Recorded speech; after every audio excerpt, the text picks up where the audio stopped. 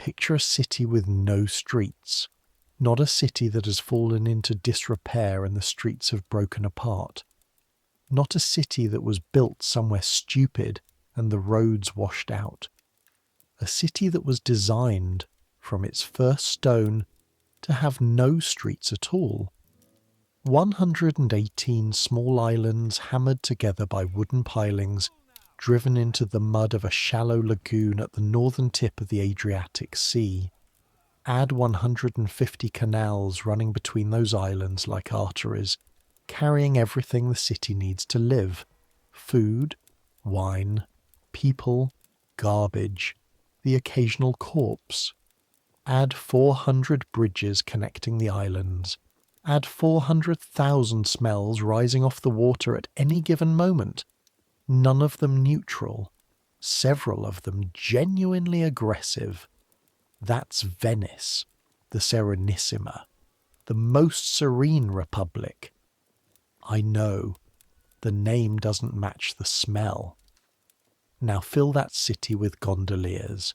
Not the gondoliers who serenade tourists while steering them past crumbling palaces for €60. The real ones, the 1721s, the ones with shoulders built like dock rope and hands so permanently cracked and calloused they can barely close fully around a cup. The ones who start rowing before the city wakes up and stop rowing after it has gone to bed and eat what they can find when they can find it, using whatever judgment they have left by the time finding food becomes possible. We're going back to Venice tonight. Not as tourists looking at paintings, we're living it. One day, one gondolier, everything they would have seen, smelled, tasted, and somehow survived. And when I say tasted, that's the specific reason we're here. Because the food of a working Venetian gondolier in 1720 is something that would end most modern people, not metaphorically, physically. The combination of what was eaten, how it was prepared, where it came from, and what exactly shared the water it came from. I need you to understand what that meant in practice before we even get to the part where you put it in your mouth. So, comfortable? Good. Don't eat beforehand. I mean it seriously this time. Here we go. Your name is Marco Bortoluzzi. You're 17 years old. You arrived in Venice 2 years ago from a town called Mira on the mainland, which sits 14 miles west of the city as a crow would travel and approximately 300 years behind it in every meaningful sense. Your father is a farmhand. Your grandfather was a farmhand. The plan, the generational compact of the Bortoluzzi family, was that you would also be a farmhand. Then a cousin visited from Venice and talked to your father, and your father, who'd never seen Venice and had no concrete idea what money meant in a city of 150,000 people, decided that you should go. You were 15. You'd been in a boat perhaps twice in your life, on the River Brenta. Neither time in a craft as narrow and specific as a gondola, neither time standing. That was 2 years ago. Right now it's 4 in the morning, and you are standing at the stern of a 36-foot boat in complete darkness, the oar worn smooth in the precise shape of your right palm, the canal before you black and completely still, and smelling of everything Venice has thrown into it since the city first started throwing things. Which, given that Venice has been continuously inhabited since roughly the 5th century, is a considerable accumulation. You are not fully awake. The oar doesn't care. The smell. Let's start with the smell, because the smell is not optional and not incidental, and not something you can get past to arrive at the comfortable part of this story. The smell is the story, or at least one of its primary themes. Venice sits in a lagoon. The lagoon is a shallow body of brackish water, part salt, part fresh, that covers about 200 square miles at high tide. The canals running through the city connect to this lagoon, and the tides push water in and pull it out twice daily, which is in theory a sanitation system. The tide comes in, the tide goes out, it carries waste with it. In practice, it carries some things, not everything. The canals are 3-4 feet deep in most places. When the tide recedes, it lowers the water level. It doesn't empty the canal.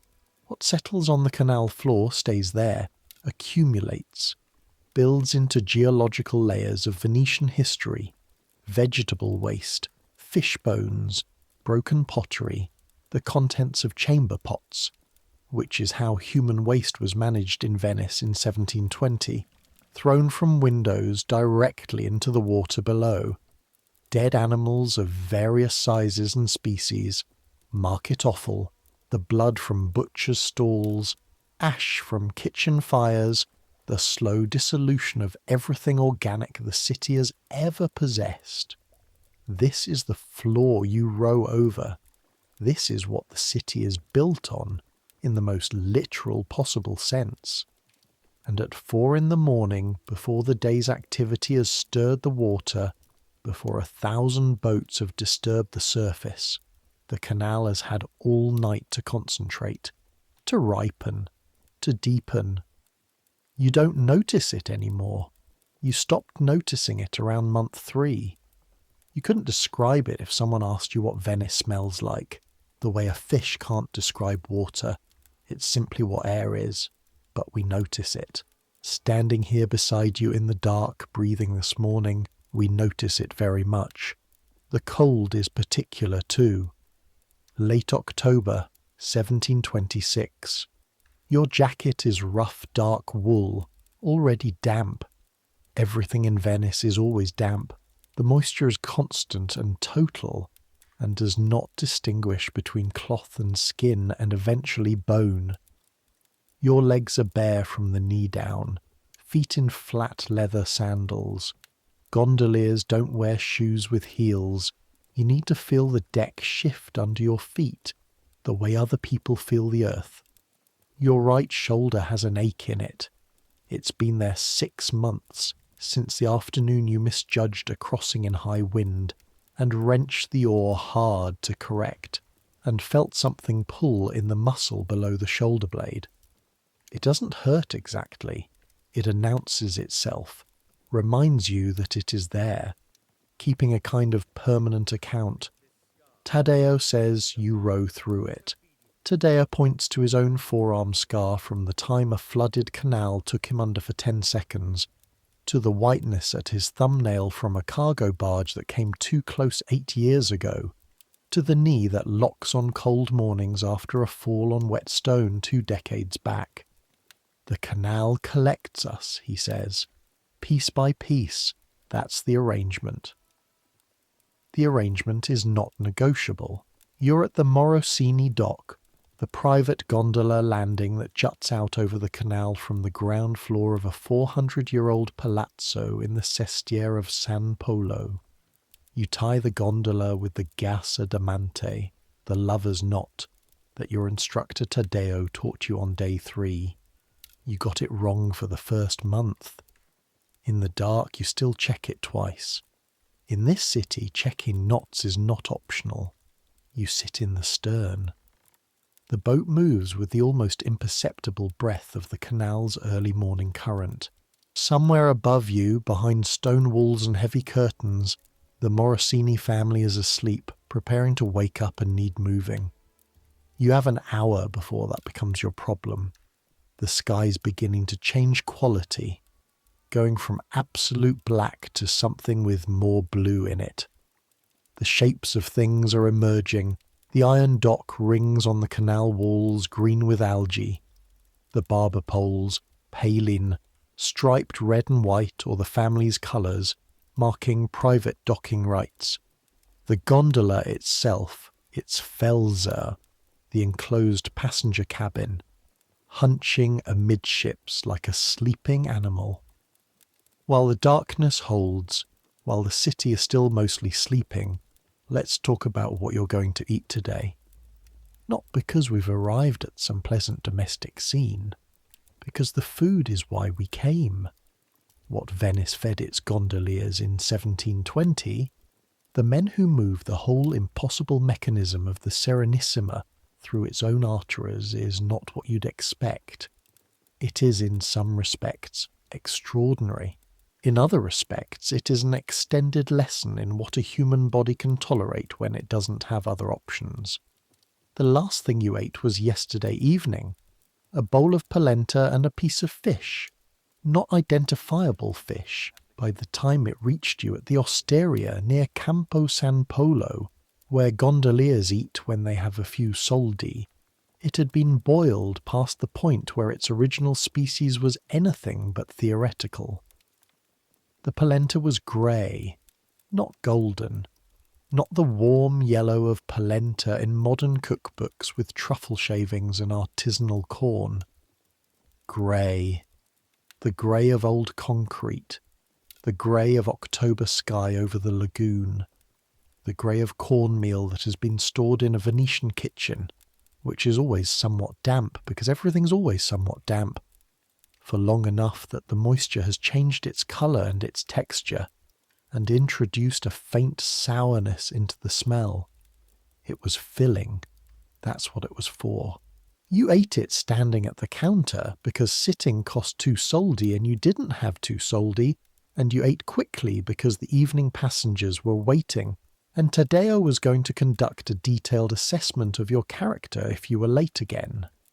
The fish tasted of salt and something else. Deeper, sour in a way that wasn't vinegar and wasn't rot, but occupied the territory between them. You ate it anyway. This is Venice's first lesson. When you are hungry and poor, you do not follow the question of where food came from to its answer.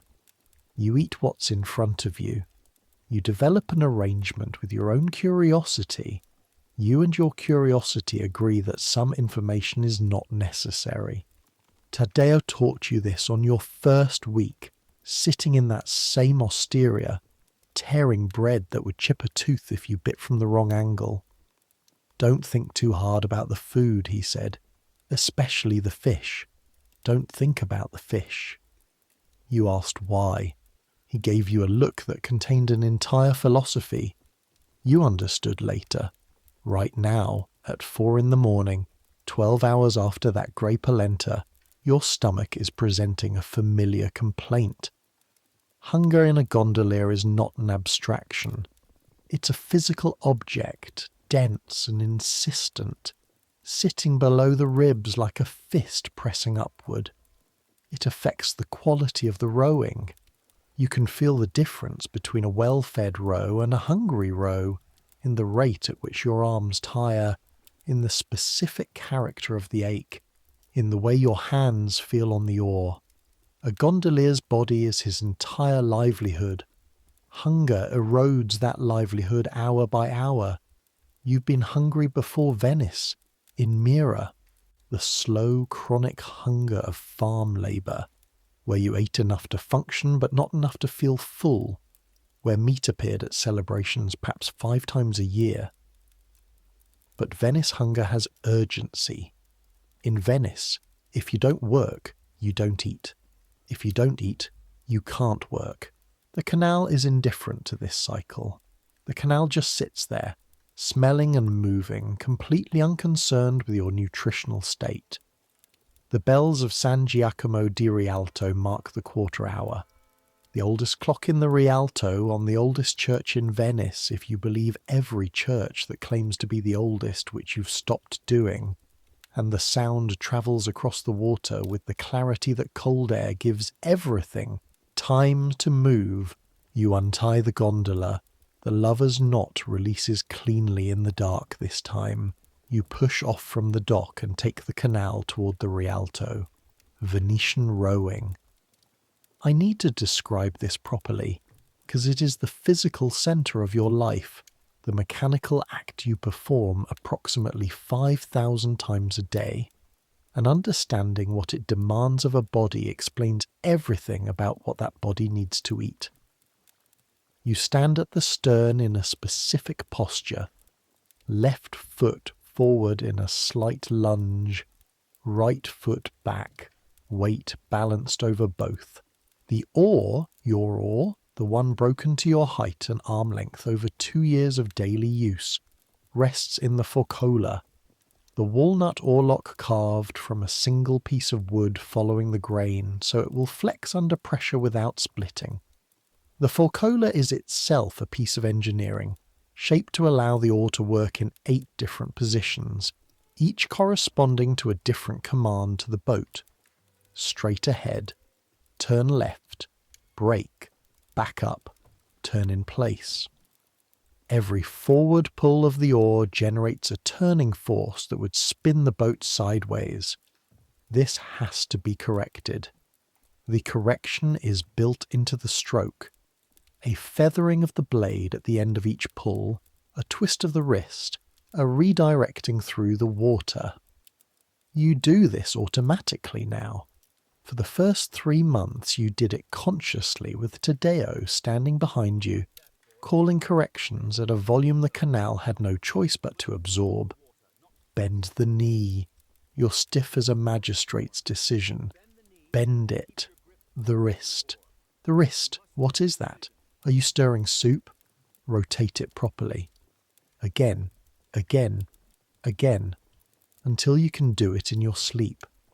You can do it in your sleep now, or something close to it, which is what you're doing at 4:15 in the morning as you navigate the smaller canals toward the Grand Canal and the Rialto. The Grand Canal in the pre-dawn is almost peaceful. The barge traffic that will turn it into organised chaos by 7 o'clock has not yet fully assembled.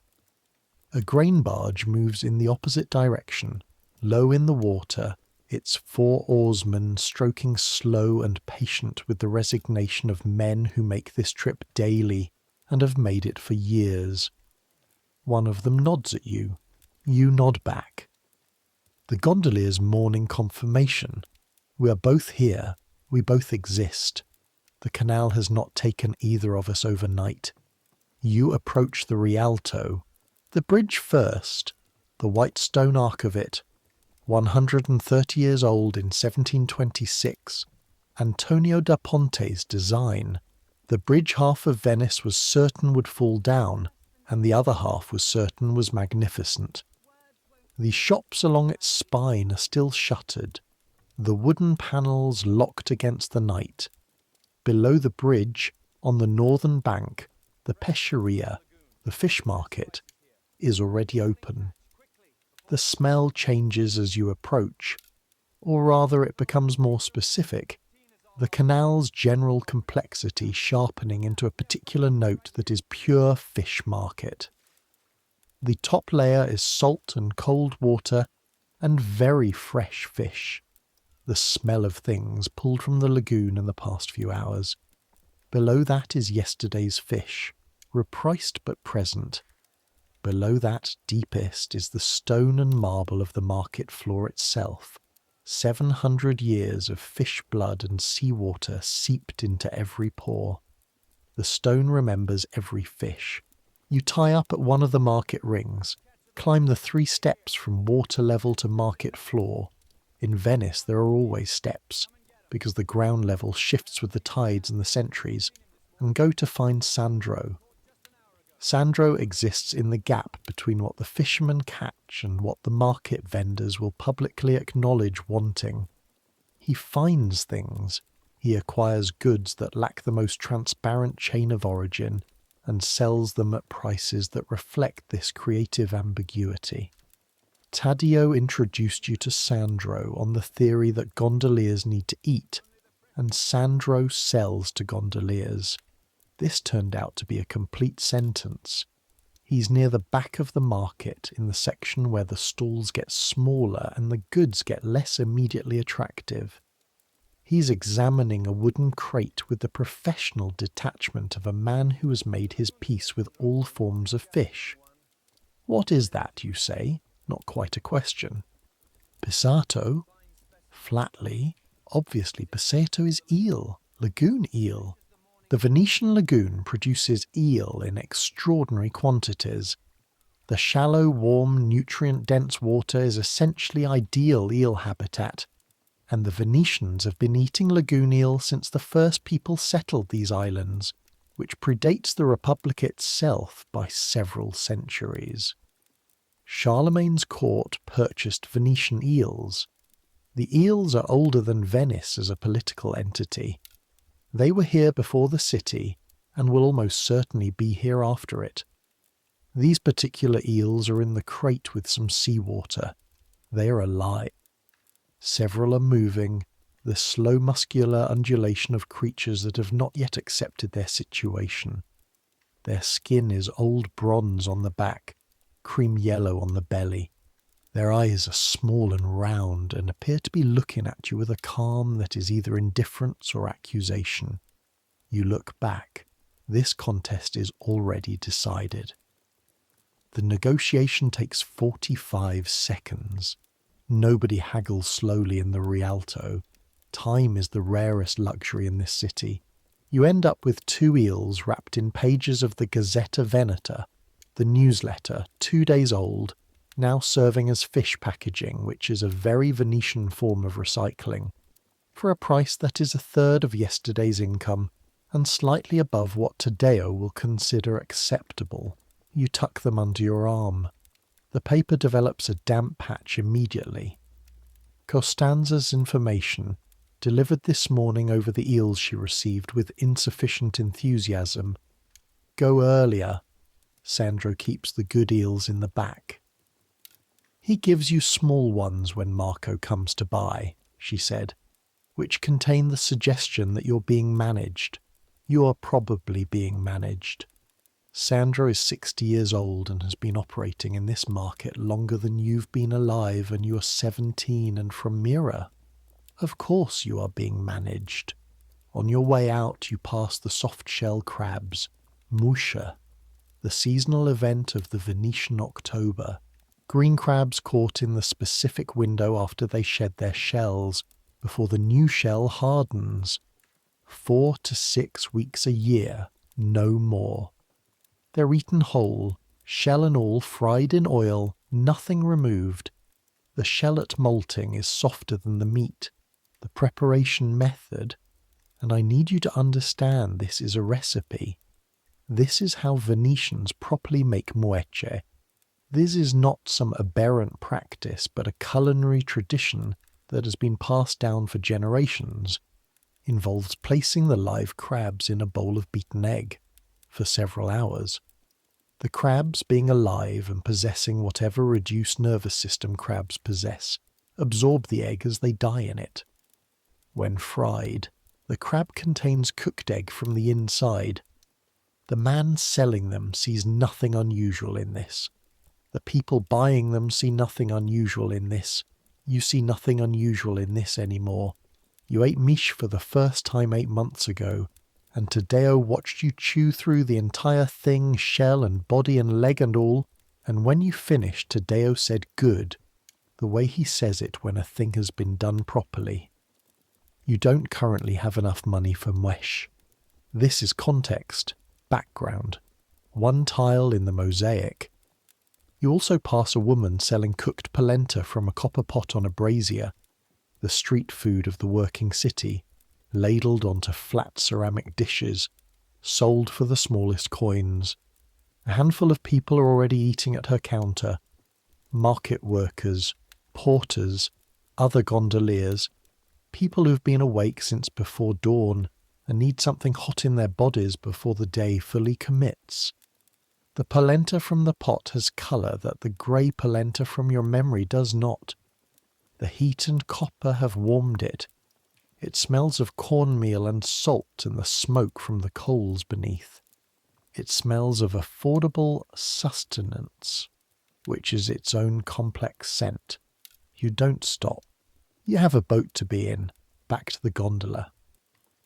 The sky is lighter, the real pre-dawn grey, the darkness becoming thin at the edges.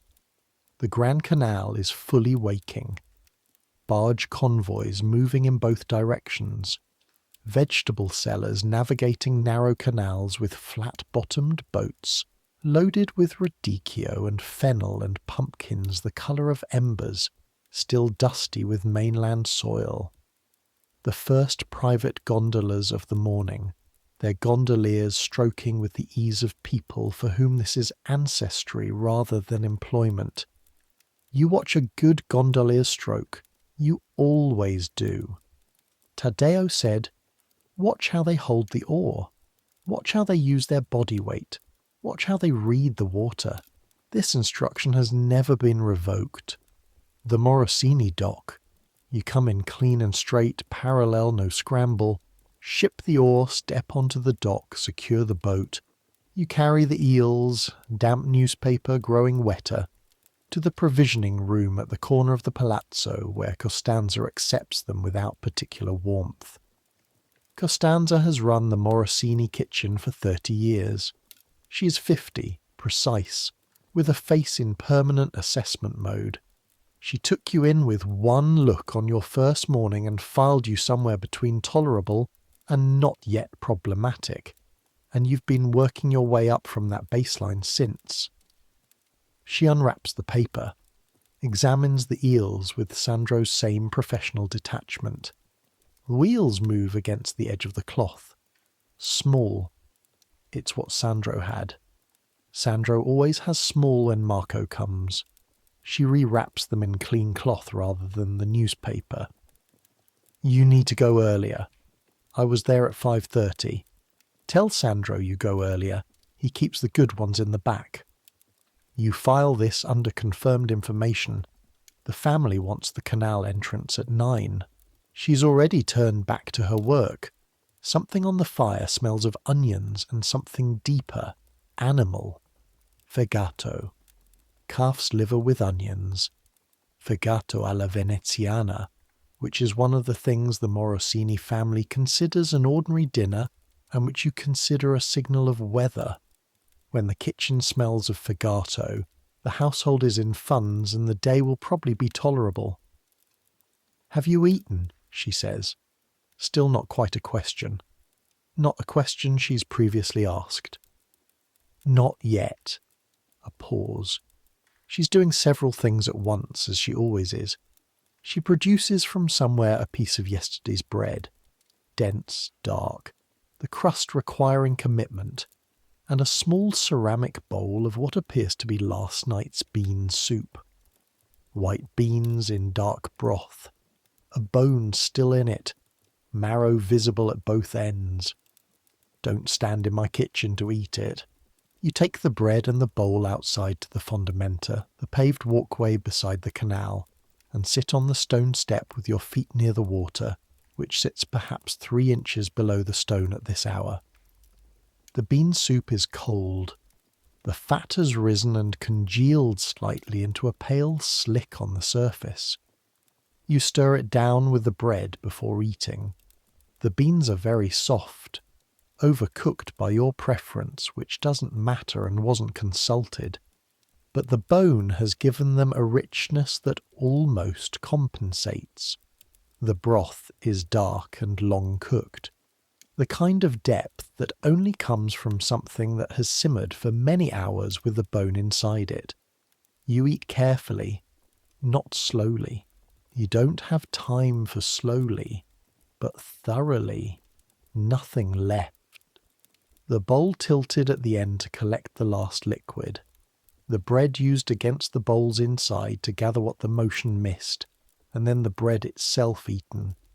You work down to the bone, the marrow, when you get it loose, pressing the bread against one end, pushing through, is warm, even cold, unctuous, a concentrated fat that settles into your empty stomach like a small specific mercy. A cat observes you from the top of the fondamenta railing, having appeared from nowhere, focused with complete conviction on the marrow bone. You consider the bone. You consider the cat. You give it the bone. The cat descends from the railing with the absolute certainty of an animal that was always going to get what it wanted and is mildly offended this took so long. You clean the bowl with the last piece of bread crust, return both to the provisioning room, get back to work. 9 o'clock, the Signora Morosini and her daughter Chiara go into the Frari, the great Franciscan church, its brick Gothic bulk rising in the sestiere of San Polo, for some meeting with the Brother Superior about a charitable endowment. You were told the Frari at 9 o'clock. The contents of the journey are not your concern. You are the mechanism. You're not a person with whom the Morosini family makes eye contact. You have perfected not existing. It has taken 2 years. The Signora boards with the ease of someone who has ridden gondolas since infancy. Chiara boards behind her. She looks at you with the specific expression of a young Venetian noble encountering a gondolier, which is the expression you'd apply to well-made furniture. San Polo, the Signora says, settling behind the curtains of the Felze. Directly, Signora. Push off. Canal. Left into the wider waterway. The morning canal is fully active now. Barge convoys, vegetable sellers, the occasional elaborate private gondola of a family wealthy enough to make the Morosini seem modest. You navigate between them by feel and long familiarity, the oar adjustments happening below the level of conscious thought, reading current and wind and the movement of other boats, the way you once read the fields outside Mira. Except the fields didn't move. The Frari appears on the left, the massive pointed windows, the campanile rising second tallest in Venice after San Marco's. Inside that church, in the deep cool of its interior, Titian's Assumption of the Virgin has been hanging over the high altar since 1518. 200 years, the reds in it, the way the colour commands the space regardless of the light. People who see it for the first time sometimes stop speaking. You've never been inside the Frari. Gondoliers wait outside, they wait in all weathers. Sun, rain, the November fog, nebbia, that reduces the canals to 10 feet of visibility, that makes the buildings vanish above you so you row through grey nothingness with only sound and current and the memory of water to navigate by. You tie up at the church landing. Now let's talk about what Venice fed its gondoliers, systematically, because the picture is more specific and more interesting and more disturbing than most food histories take the time to explain. A gondolier in continuous service in 1720 burns somewhere between 4,000 and 5,000 calories a day. Standing all day on a moving boat, steering with a single heavy oar, fighting the current, managing cargo weight, working from before sunrise to after sunset. This is the caloric demand of a competitive rower or a professional cyclist. Athletes, in modern terms, who eat at this level by design, with nutritional support systems built around them. Your daily intake is roughly half that, on good days. This is the fundamental arithmetic of your life. Your body is doing the work of an elite athlete and receiving the nutrition of subsistence. It is constantly in deficit.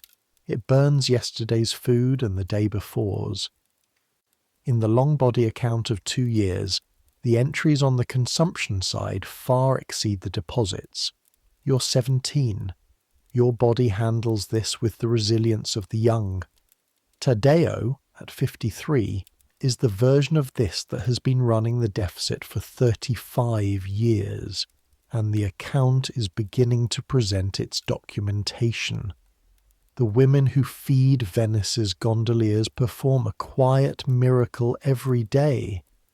They stretch inadequate money to produce adequate calories. They find protein in its cheapest forms and understand, without having the vocabulary of nutrition, what a working body requires. When Costanza gave you bean soup and bone marrow this morning, she was practicing something sophisticated. Legumes for protein, bone marrow for fat and micronutrients. bread for carbohydrate, she would have described it as the soup from last night and a bone. The sophistication was embedded in the act, not the language. Let's go through the actual foods, in order of what you encounter and how much they define the gondolier's diet. Polenta, the grey polenta, the foundation. Venice's relationship with polenta is complicated by class. It is the food of the poor, of the mainland, of people the city considers itself above in various quiet ways. White polenta, made from white corn, is the Venetian version, paler, theoretically more delicate. In practice, the polenta you eat bears the marks of cornmeal that has been stored in a Venetian kitchen, always damp, always slightly compromised, long enough that the moisture has changed it. The grey colour is not aesthetic. It is a record of storage conditions. It fills you. That is what it is for.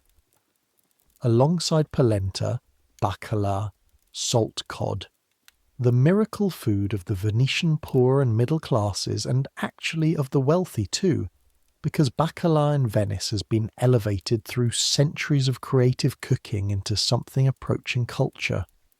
The word refers to cod preserved in salt. The related stoccafisso refers to cod that has been dried. Both appear constantly in Venetian cooking, sometimes interchangeably, which drives visitors from other parts of Italy quietly insane. The reason bacala matters to Venice has nothing to do with Venice's geography. Venice is not near cod waters.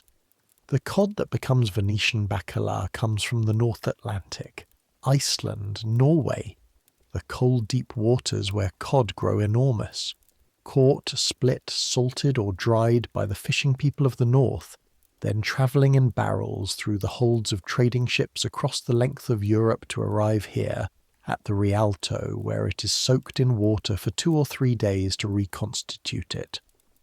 A well-made bacala mantecato, salt cod beaten with olive oil and garlic until it becomes a silky pale paste, is, if you find it in the right Baccaro today, something remarkable. 4 centuries of technique. They've had time to develop it. The bacala you eat was soaked for 1 day instead of 2, because the woman who runs the kitchen near Campo San Polo is saving time and money simultaneously. It has a resilience your teeth have learned to accommodate. The garlic was used with restraint because garlic costs money. The olive oil was from the 2nd or 3rd pressing, with a faint warm rancidity in the finish. You eat it with the bread. You don't follow the thought of the cod from the North Atlantic to your bowl. The distance is 4,000 miles and several months of barrel storage. The thought doesn't go anywhere useful. Sardine saor. This is possibly the single most important dish in the working Venetian diet. The name means sardines in sour dressing. Fried sardines layered with fried onions soaked in vinegar, with pine nuts and raisins in the better versions, sometimes a little white wine. It is, first and foremost, a preservation technique. The acid of the vinegar inhibits bacterial activity in the fried fish. The dish lasts several days at room temperature, which in a city with no refrigeration and summer temperatures that climb aggressively is a practical miracle. Venetian sailors were eating versions of it in the 14th century for exactly this reason. Food that survives a week at sea without killing you is worth more than food that tastes better and requires cold storage. The flavour, sharply sour, oily, briny, with the sweetness of caramelized onion and the occasional surprise of a raisin, is something that operates on you over time. You didn't like sardine saor when you arrived. The vinegar was aggressive. The fish smell was total. You eat it now without a second thought, and sometimes with specific desire, and there's a particular version that Taddeo's neighbour makes on Sundays, leaving it out in a clay bowl covered with cloth that has a depth of flavour after 2 days that the fresh version doesn't possess. Venice made this dish out of necessity. What Venice made out of necessity became Venice's identity. This is how all cuisines actually work. Underneath the mythology, the sardine itself is remarkable food, nutritionally.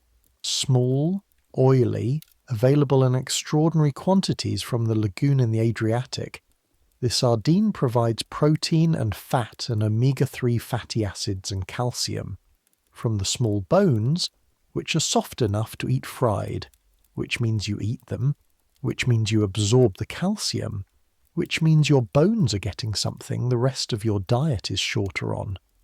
The people who developed sardi and sour didn't know about omega-3 fatty acids. They knew it tasted right and kept well and cost almost nothing, and a plate of it with bread was a meal. The nutritional architecture was embedded in the recipe before anyone had words for it. The vinegar was also, in a city with questionable water, a quiet disinfectant. The acid killed things the Venetians couldn't name or see. The people who ate sour regularly were slightly healthier than those who didn't, and the recipe perpetuated itself through selection pressure over many generations. Food as medicine, without anyone declaring it medicine. That's how most medical knowledge in 1726 actually works. Polpetti, small octopus, boiled in their own ink. The lagoon floor produces them in abundance, and they are cheap for the reason that cheap things are cheap in food markets. They don't keep long and everyone knows it. Priced accordingly. The preparation is minimal, boiled whole in salted water until tender, served on a plate with a wedge of lemon and a scattering of parsley. Eaten with your hands, pulling the tentacles free, chewing. The ink stains your fingers black-purple. After a plate of polpetti, your hands look like you've been working with dye. The flavour is oceanic, deeply, specifically, the lagoon itself concentrated. Iodine and mineral and something else underneath, organic and ancient. The taste of water that has been enclosed in its own ecology for longer than the city above it. You eat a lot of polpetti. They are the most reliably available cheap protein in Venice, and you've made peace with the ink and the texture and the lagoon floor flavour. Some of the younger gondoliers still make faces. You're past the faces. The wine, Ombra, light red from the Veneto hills, shipped in barrels, sold from small cups for a few soldi, sometimes diluted slightly with water. The dilution is not only economic. In a city where the water supply is imperfect, and the cisterns can be contaminated by canal seepage, and the mainland barges sometimes stretch their cargo with local water. When supply runs short, a small amount of wine changes the chemistry of whatever liquid you're drinking in ways that make it marginally less likely to make you ill. This is wine as public health technology. It was understood intuitively, practiced automatically, never analysed. 2 cups a day is your intake. More and you can't row straight. Less and, well, less isn't something you dwell on. The bread. Dark, dense, the flour selected for price rather than quality, often stretched with millet or rye or sorghum. The crust that requires real intent. The interior that is heavy in a way that reflects flour with less gluten than good bread requires. It fills you quickly because it's heavy. After 1 day it starts to harden. After 2 days it's architecture. You eat it at every stage because at every stage it is food, and food is not a thing you decline. 1 hour at the Frari landing. The signora emerges eventually, the servant at her side carrying packages. Board, return, Grand Canal, Morosini Dock. You have 2 hours before the evening fair. The younger son Girolamo has mentioned something about cards at San Marco around 7. Your afternoon is free in the way a gondolier's afternoon is free. Free to clean the boat, check the wood at the waterline, eat if possible, and rest your arms. You choose the arms. The rest of the day will need them. There is a sottoportego, a covered passage under a building, near the Morosini service entrance, where you sometimes sleep for an hour in the afternoons. It is cold. It is stone. It is sheltered from the wind, and the wall provides something to put your back against. And it is private in the way that nowhere in Venice is truly private but can approximate it if you choose your corner and your hour correctly. You sit with your back against the damp stone. Close your eyes. The sounds. Water slapping against the fondamenta with the canal's tidal breath. Vendors in the nearby campo. Two churches disagreeing about the time, their bells overlapping at slightly different pitches. The always present sound of construction. Venice is perpetually being repaired. The buildings settling into their mud foundations, requiring constant attention. The salt damp eating at everything that can be eaten. You think about food because this is what idle gondoliers think about. Food and money and food, and whether the spetter eels Sandro keeps in the back are actually better, or whether this is a story he tells to everyone and the back is the same as the front, and whether Costanza's fegato will produce enough remnants to justify asking. Whether the osteria near the Frari serves better polenta than the one near the Rialto, which is actually a question with an answer. The Rialto one has a fresher pot but adds less salt. The Frari one has older polenta but gets the salt right. And the two facts cancel each other out and you end up back where you started. Whether any of this improves. Tadeo's answer to whether it improves slowly, over years rather than months. You're nobody right now, he said in the direct way he has with facts that are unpleasant but immovable. In 3 years, your own traghetto. In 5, regular clients if you're good. In 10, if you haven't drowned or done something stupid, a room of your own and food that doesn't come from Sandro's back shelf. 10 years, you're 17. The mathematics of the future are too large to do standing still. Sleep doesn't fully come. It never does in the afternoon. Your body maintains a watchful alertness even behind closed eyes, knows the work isn't finished, declines to fully surrender. But the rest is real, and the arms receive it. 3 hours later, Girolamo Morosini, 22, dressed with the studied carelessness of a young nobleman who has spent significant effort achieving the appearance of having put in no effort, which is an outfit that costs 3 months of your income and is designed to look like an afterthought. San Marco. The longer run, down through the Grand Canal, around the curve into the Bacino. The Bacino. In the wide basin where the Grand Canal meets the open lagoon, Venice reveals itself differently than in the narrow canals. Ocean-going ships at anchor, deep-hulled vessels that make the journey to the Levant and back, sit in the water with the authority of things that have been very far away and returned with proof.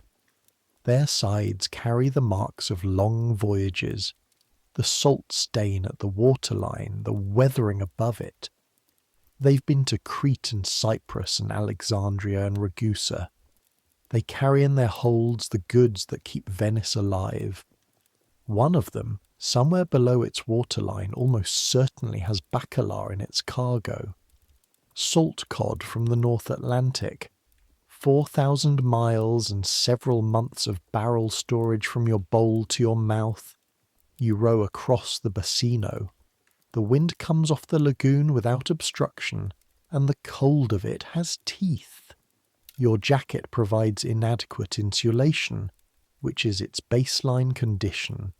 You row through the cold the way you row through everything, by continuing. San Marco landing. Girolamo disembarks without acknowledgement. disappears up the Piazzetta steps toward whatever card game is waiting. The gondolier waiting area near San Marco is as close as this profession comes to a social space. Dozens of gondolas, their gondoliers in the boats, or standing on the fondamenta in small groups, smoking pipes if they have tobacco, eating if they have food, talking if there's something worth saying. There's always something worth saying among gondoliers. You know most of these faces.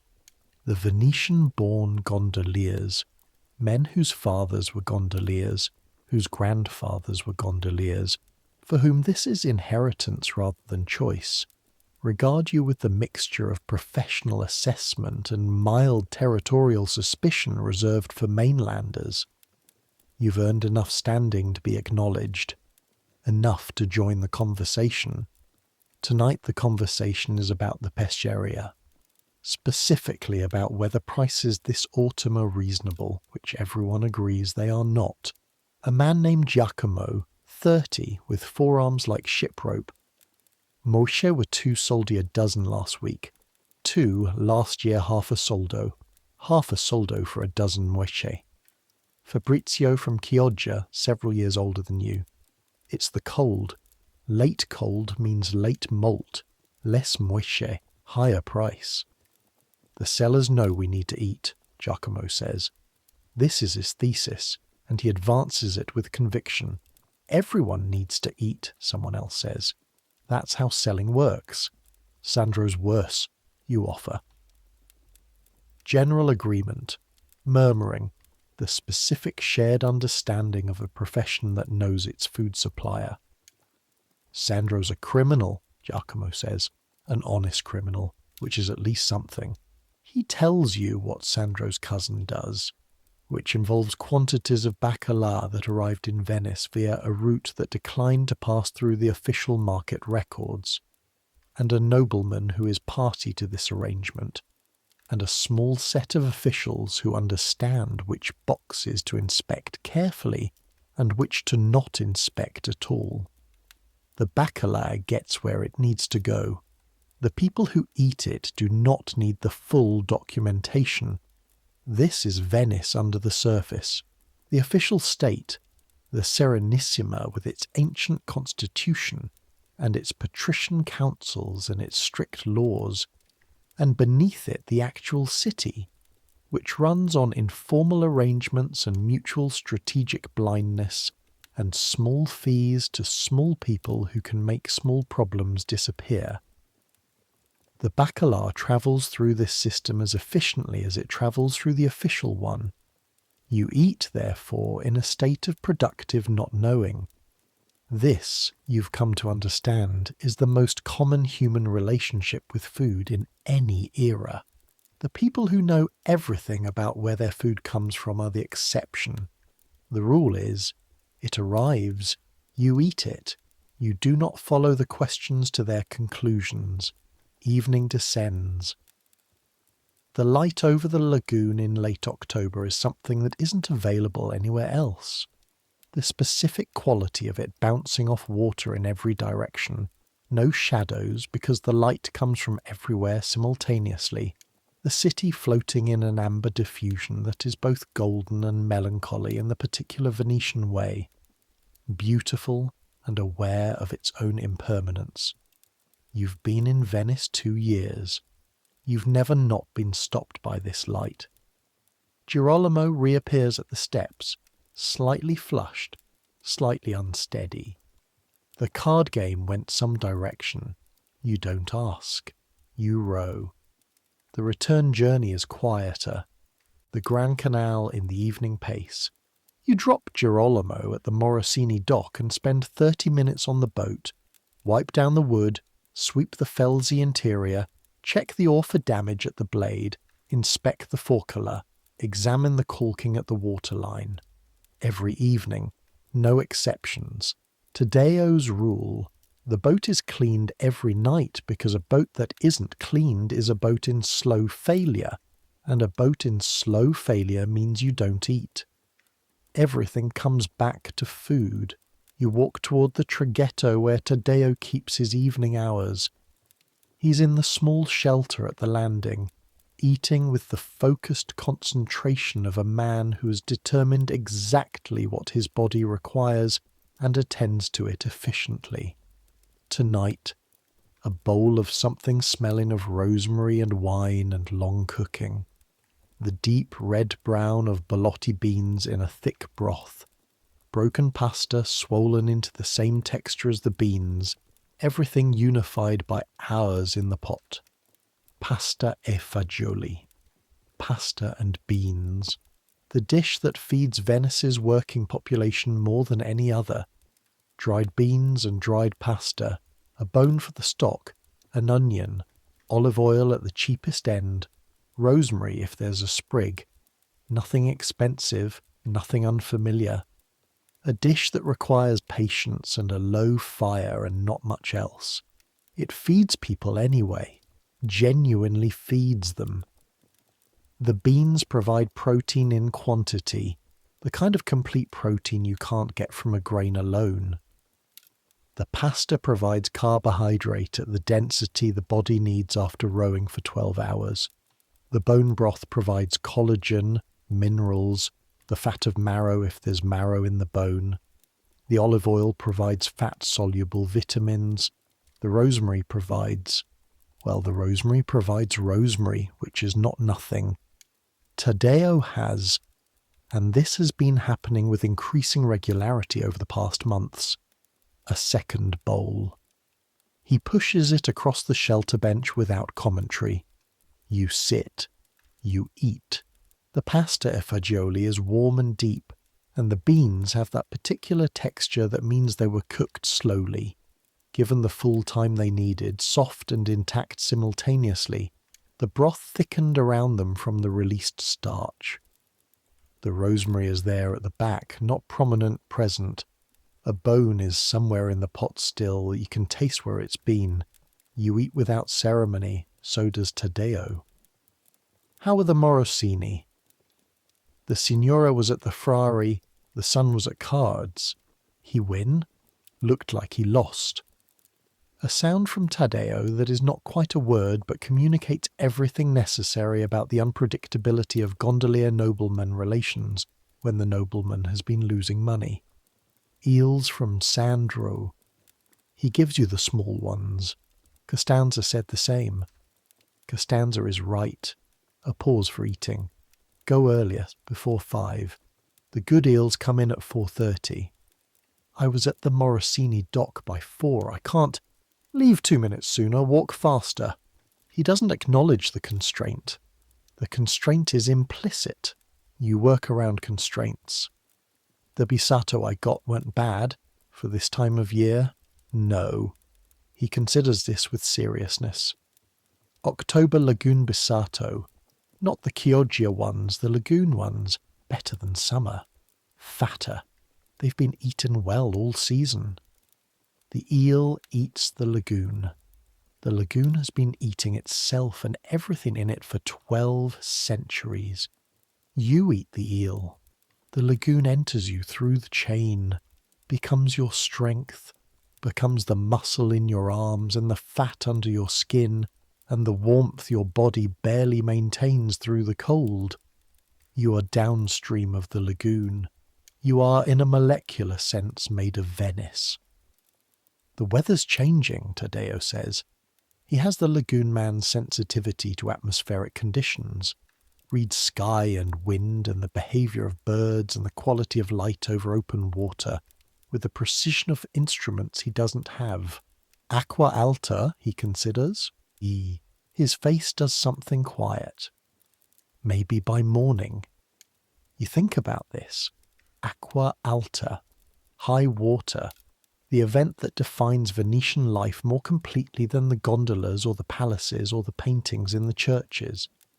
When the combination of tides and south wind and low atmospheric pressure pushes the sea into the lagoon with more force than the tidal outflow can manage, the water level rises above the canal banks, above the fondamenta, into the streets, into the ground floors of buildings, into the life of the city. It happens every autumn and every winter with varying intensity. A small acqua alta, 30-40 centimetres above the normal level, is a nuisance. A moderate one floods the lower campi and makes the traghetti difficult. A large one, 90 centimetres or more, floods Piazza San Marco, puts the ground floor of the Doge's palace under water, fills San Marco itself with seawater that damages its mosaic floors, makes the lower parts of the city impassable. There is no warning system in 1726, no sirens, no official measurement system. The Acqua Alta announces itself through the signs Taddeo described: the specific light over the lagoon, the backing of the wind to the south-southwest, the particular way the water moves against the pilings. Experience is the only instrument. The old gondoliers have lived through dozens of significant events and carry the warning signs in their bodies. If there's Acqua Alta tomorrow, Taddeo says, go early. Delivery barges will be disrupted. Market will be a mess. Any gondolier who's ready early works twice the business. Every difficulty is an opportunity. Every disruption is a gap you can work into. This is the essential Taddeo delivered in the same tone as any other fact. You finish the bowl. He takes both without ceremony. You leave before the hour changes again. The walk home through streets that already feel different, already carrying the early signals of what tomorrow will bring. The air has a pressure quality, a specific density that's different from ordinary dark. The wind has moved to the south-southwest, coming across the lagoon from the Adriatic. Your room, 4th floor of the building listing slightly left, the foundations having settled into the mud for 2 centuries and accepted the list as part of their character. You share it with Filippo, Venetian, regarding mainlanders with cheerful contempt, Aldo, the night shift dock porter, who is always asleep when you're awake and awake when you're asleep, and a man everyone calls Il Muranese because he came from Murano, the glass island, and who is trying to establish himself as something other than a glass worker. Filippo is eating rice cooked in milk from a clay pot, riso e latte, the Venetian sick food, the food for children and invalids. That he's eating it at 10 at night communicates something about his budget or his health. You don't ask. The room doesn't have the social architecture for that kind of inquiry. Acqua Alta tomorrow, you tell him. He makes the sound of a Venetian who has known Acqua Alta his whole life and has no strong feelings about it. A shrug compressed to a syllable. You kick off the sandals, the leather soaked through as it always is, and sit on the edge of your half of the straw mattress. The straw crackles. The mattress smells of everything 4 men bring home from the canals, which is the smell of the canals, which is the smell of Venice, which is what air is. Your hands in the dim light. The callus on the right palm, running the full length of the proximal phalanges where the oar rests, thick enough that you could press your thumbnail into it and feel nothing. The muscle at the base of the thumb hardened into something barely identifiable as flesh. The left hand going in the same direction further behind. Your knuckles, split by the cold more than once over 2 years, healed back slightly wrong, slightly thickened in the lines of the healing. A stain on the first 2 fingers of the right hand that won't wash out. Iron from the canal water, Taddeo says. The canal is in you at a molecular level. You are the canal's work. You are Marco Bortoluzzi, 17 years old, from Mira on the mainland, apprentice gondolier in service to the Morosini family of San Polo, 2 years in Venice. You have learned to row in the standing Venetian style. You have learned to read the tides and navigate in fog and negotiate at the Rialto, and be invisible in the presence of nobility. You have learned to eat grey polenta, and boiled eel and sardines in vinegar, and crab drowned in egg, and fish boiled past identification, and bean soup with the bone still in it. You have drunk wine that was not entirely wine, and water that was not entirely water. You have survived. 2 years. The canal has not collected you. You're not missing a thumb or an eye. You're not sleeping under a bridge. You're not eating from what the market throws away at closing, though you understand that option exists, and that people use it, and that some of them used to be you. Warm enough, fed enough, safe enough. The 3-part formula that covers everything in your life. The night sounds of Venice are unique. The water is always there. Venice is never fully quiet because the water is never fully still. Even at 2 in the morning the tide moves, and the movement against stone and against wood is continuous. That slow, insistent rhythm you've absorbed so completely, it is now your background frequency, the carrier wave you need to fall asleep at all. When you first came to Venice, you couldn't sleep for the water sound. It seemed too constant, too insistent, too unlike the silence of the fields outside Mira, where the only night sound was wind. Now you cannot sleep without it. Tomorrow Taddeo says go early. The Acqua Alta may come, and the market will be disrupted, and any gondolier positioned correctly works twice the business. You'll be at the Rialto before 5. You'll tell Sandro you're going earlier, that you want the eels he keeps in the back. You'll eat something hot from the polenta woman by the market entrance before the day commits. The day will contain what it contains, rowing and waiting, waiting and rowing, the Morosini family and their requirements, the Grand Canal in morning chaos, the Bacino in the evening light, the specific ache in the shoulder that has been there for 6 months and will probably be there for 6 more and then perhaps go, or perhaps become permanent, and either way you will row through it. Taddeo's voice. The canal collects us, piece by piece. That's the arrangement. The arrangement. You've stopped resisting the terms of the arrangement. You are in it. You are learning to work within it, to find its edges, to push at the edges from the inside. 3 years to your own traghetto. 5 years if you're good to regular clients. 10 years to a room of your own and food that doesn't come from Sandro's back shelf. 10 years is a very long time when you're 17. 10 years is also not forever.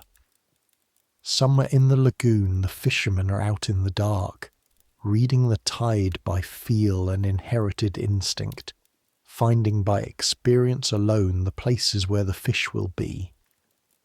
They carry knowledge that has no written form, that exists only in the body, that is passed from father to son and from teacher to apprentice in exactly the way Taddeo passes it to you, not explained but demonstrated, not described but shown, absorbed through repetition until it becomes reflex.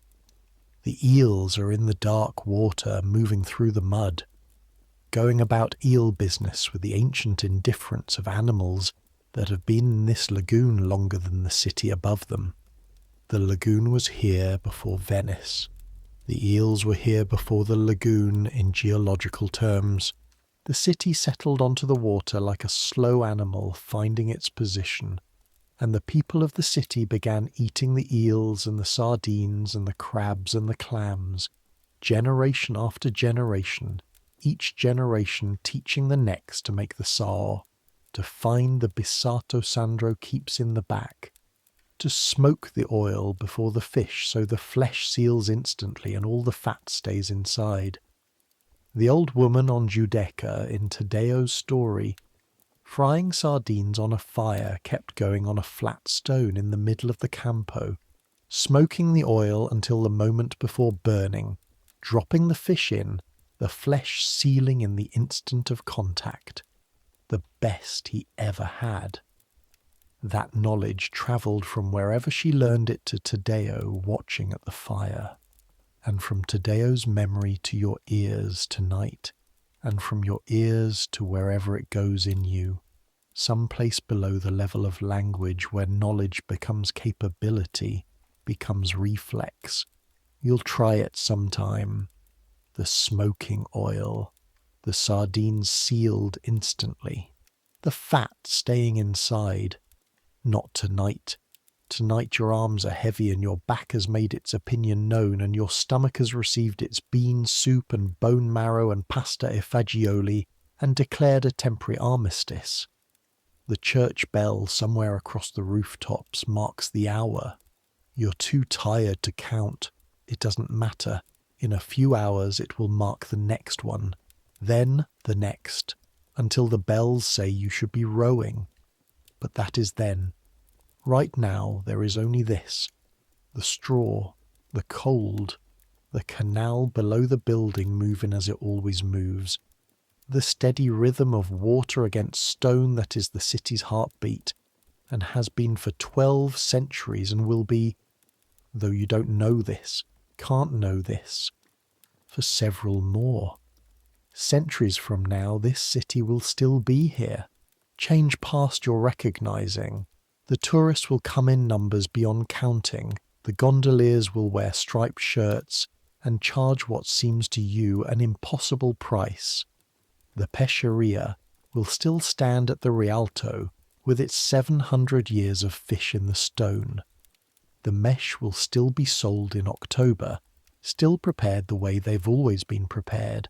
The live crabs in the egg, the whole thing eaten, nothing removed.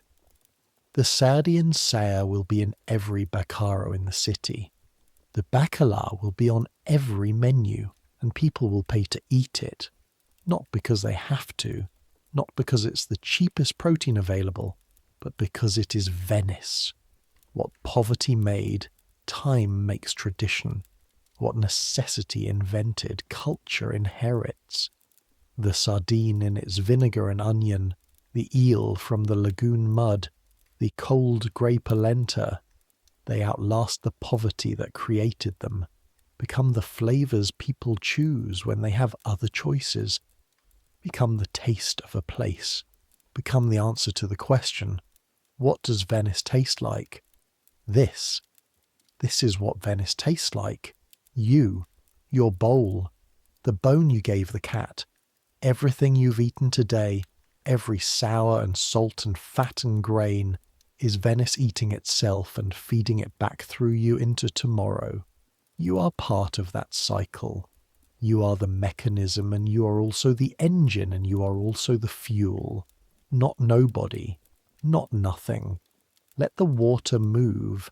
Let the cold be cold enough, and the straw be warm enough, and the food be enough, and the sleep be deep enough.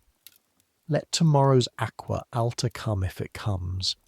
Let the canals rise.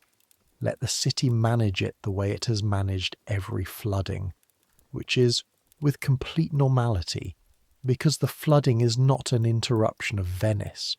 The flooding is Venice. Let the eels wait in the mud. Let the fish market open before dawn with its 7th century smell. Let the bells ring. Let Sandro keep the good ones in the back, because tomorrow you go earlier. Let your eyes close. Let the canal sound be the last thing.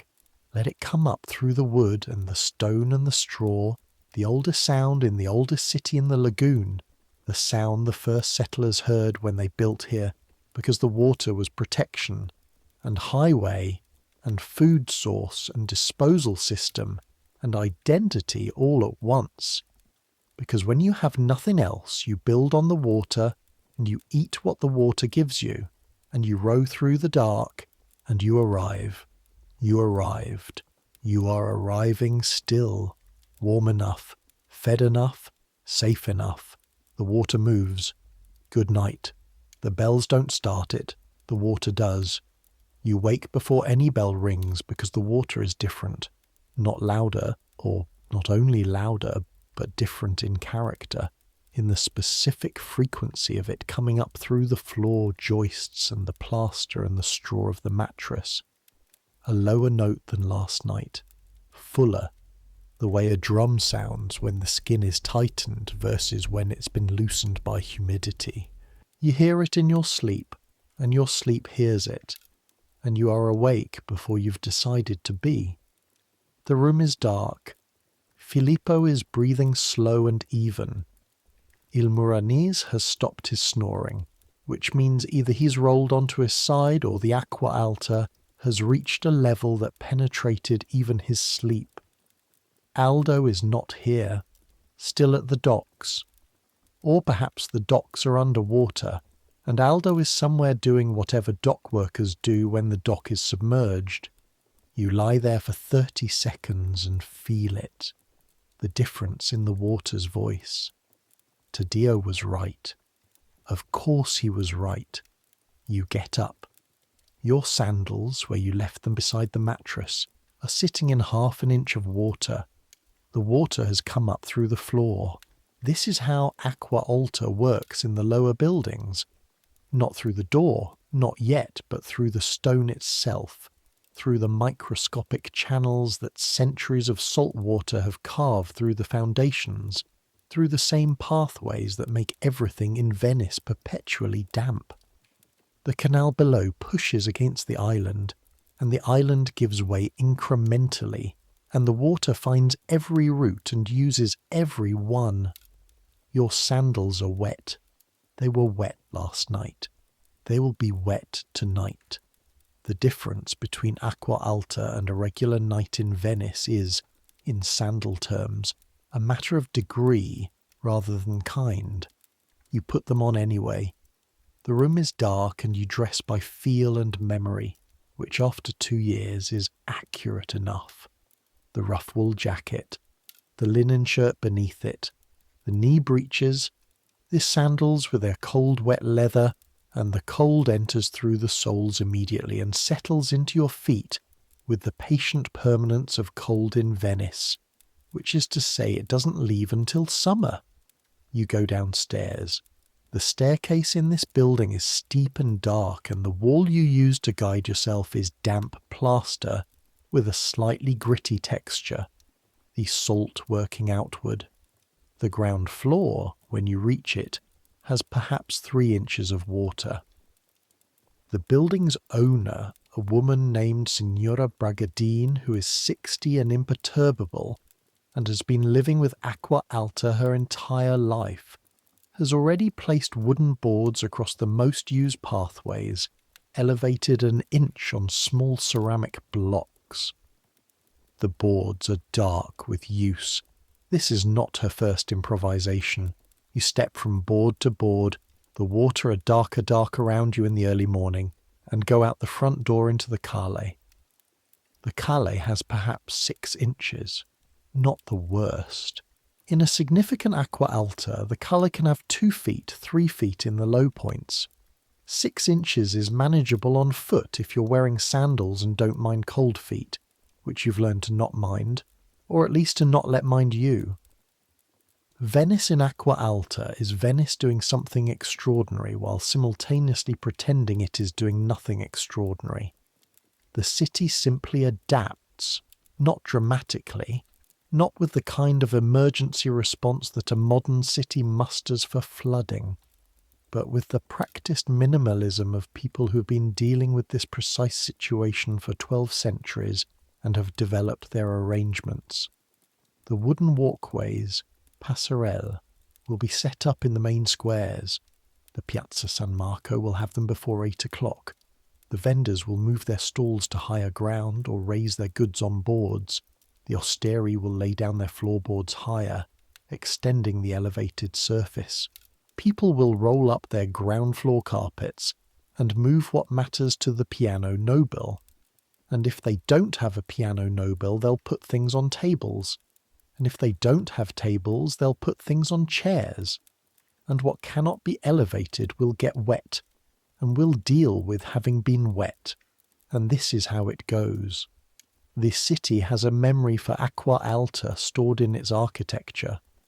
The higher thresholds, the extra step at every door, the raised walking paths through the campi, these are not accidents of design. They are the accumulated response to 1,000 years of this same water, making this same decision. You move through the Cale. The cold of the water comes up through the sandals and does not stop at the leather. Your feet understand they will be cold all day. They have understood this many times. It is information they receive without protest. The canal, when you reach it, is visibly higher. You can see this by the mark on the stone. The difference between the usual water line and where the water is now, which is 4 inches higher at least, and the tide still coming in.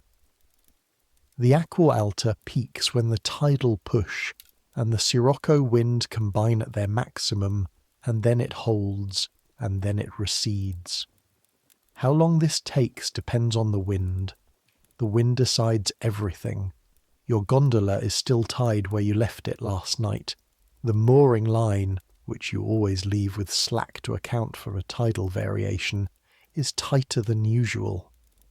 The gondola sits higher in the water, which means it also sits higher against the dock, which means you step down into it at a different angle than usual. The familiar geometry slightly shifted. Everything in Acqua Alta is slightly shifted. This is its defining quality. Not catastrophically different, but differently different in a way that requires constant small recalculations. Every distance is the same and every foothold is changed. Every bridge step is submerged to a new height. Every canal junction runs at a new speed because the water is moving in new volumes through the same narrow channels. For a gondolier, this is professional information. You untie and push off. The current is stronger than normal. The Acqua Alta pushes water through the canals with increased force as the lagoon refills under the wind's insistence, and the first oar stroke requires more correction than usual, the boat wanting to rotate toward the outer wall. You compensate. The adjustment is small but immediate. The canal doesn't wait for you to catch up. This is the thing about Acqua Alta that Taddeo emphasized from your first autumn. It changes everything and it changes nothing. The canal is still the canal. The boat is still the boat. The oar works the same way. But the margin is narrower, the tolerances are tighter. Every mistake costs more than it costs on a calm day. When the water is 6 inches higher, the bridge arches are 6 inches lower. The clearance you memorize becomes the clearance you need to reconsider. And in a gondola with a felsie standing 8 feet above the waterline, a 6-inch reconsideration is not academic. You know which bridges you can take at what water level. This is knowledge you built empirically, bridge by bridge, across 2 years of varying tides and winds. There is a bridge near the Campo Sant'Agustin, not far from your usual route, where at normal water you pass under with perhaps 18 inches of clearance above the felser. At 6 inches above normal, that becomes 12 inches. At a foot above normal, the felser clips the arch. You take a different route. All of this runs in the background as you row. The adjustments happen before they are consciously needed, the body making decisions the mind hasn't been asked yet. The Grand Canal is remarkable this morning. The delivery barges are out. They have to be, because the city needs to eat regardless of the water level. But their operations are complicated in ways that have a cascade effect on everything else. A grain barge that normally unloads at a specific landing cannot unload there because the landing is submerged. It moves to an alternate landing which is already occupied by a vegetable barge that has made the same calculation. The two barges negotiate this with the kind of pointed nautical diplomacy that the Grand Canal at peak hours is used to providing the stage for, only louder and in deeper water. You navigate around them. The Rialto is your destination. Sandro, earlier than yesterday. The eels he keeps in the back and the route to the Rialto requires 2 decisions this morning that it doesn't require on a normal day. The first, the shortcut through the smaller canal under the Ponte dell'Olio, which at this water level is passable without the Felsi but not with it, which means you'll have to take the long way around, adding perhaps 4 minutes. The second, the landing at the Rialto market itself, where the lower steps are submerged and the upper steps will be crowded with everyone else who has also made this calculation. You take the long way. You arrive at the Rialto at 5 minutes before 5. The market in Acqua Alta is the market plus 6 inches of the Grand Canal, having extended itself uninvited onto the market floor. The lower slabs, the ones closest to the water, where in normal conditions the very freshest fish sit at eye level because fresh fish commands the best position, are underwater. The vendors have moved their goods higher, reorganizing upward, the hierarchy of freshness and price compressed into a smaller vertical space. The marble slabs of the pesceria, usually occupied from their bottom edge to their highest point, are occupied only from the knee up this morning, and the knee is standing in cold canal water. The fishermen who have waded in are doing so in knee-high boots, stivali, which are a different class of equipment from your sandals, and which cost money that reflects this. The vendors without stivali are either working from boats pulled up to the market edge, or improvising platforms from boards and barrels with the creative pragmatism that Acqua Alta always produces. You step from your gondola onto the uppermost step of the market landing, the one that's dry or dryish, the cold water just licking at its edge, and navigate across boards that have been laid across the flooded floor. Sandro is where Sandro always is, at the back of the market. But the back of the market this morning requires a different route than yesterday. The direct path is under 4 inches of water, navigable but deliberately cold, and Sandro himself is standing on a wooden pallet he's placed under his stall, which raises him approximately 6 inches above the market floor, which is approximately the same as the water level, which means Sandro is elevated just above the flood in a position that communicates both pragmatism and a certain satisfaction. He sees you coming. Presto, presto, he says. Early, early, as if you're finally doing the obvious thing. Buongiorno, Sandro. You want the bisato? Still not a question. He always makes observations rather than asking. The good bisato, the ones in the back. A pause. His one good eye assesses you. The other, clouded, looks somewhere slightly different and always has. Costanza told you. Costanza told me. He does something with his face that is not quite a smile. Then he reaches behind his pallet under a canvas that covers a secondary container and produces a different crate from the one on display. The eels inside this crate are visibly larger.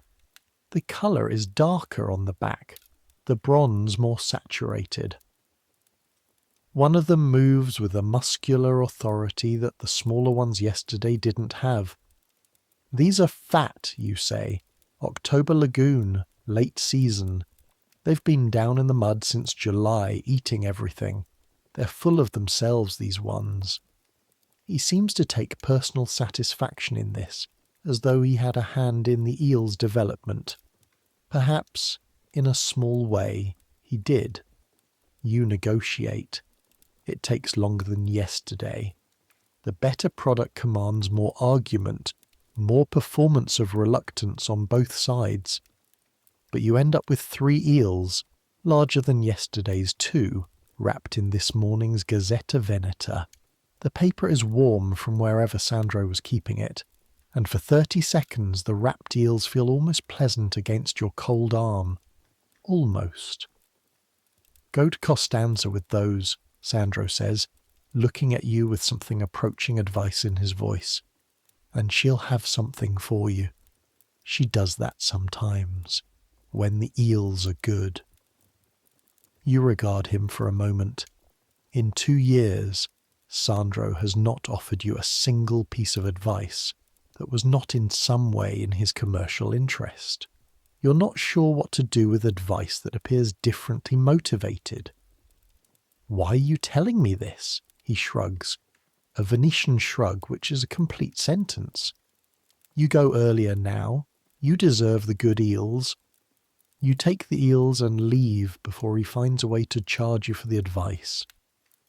The market around you in Acqua Alta is producing a specific kind of noise that ordinary mornings don't. Not louder exactly, but more complex.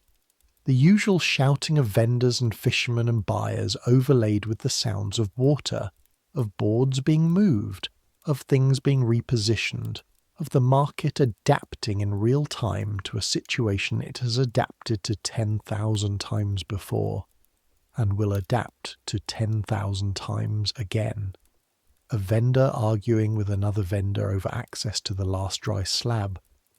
A fisherman's boy, maybe 10 years old, wading knee-deep with a basket of clams on his head, his expression one of total professional focus, his cold indifference to the water around his knees already formed by experience. Venice teaches early. It starts with the water. You buy one more thing at the market this morning.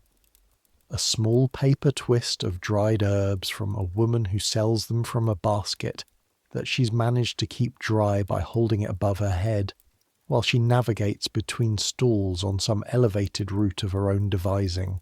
The herbs are thyme and sage and a sprig of dried rosemary, bundled together in a way that suggests they were assembled this morning from plants grown somewhere close.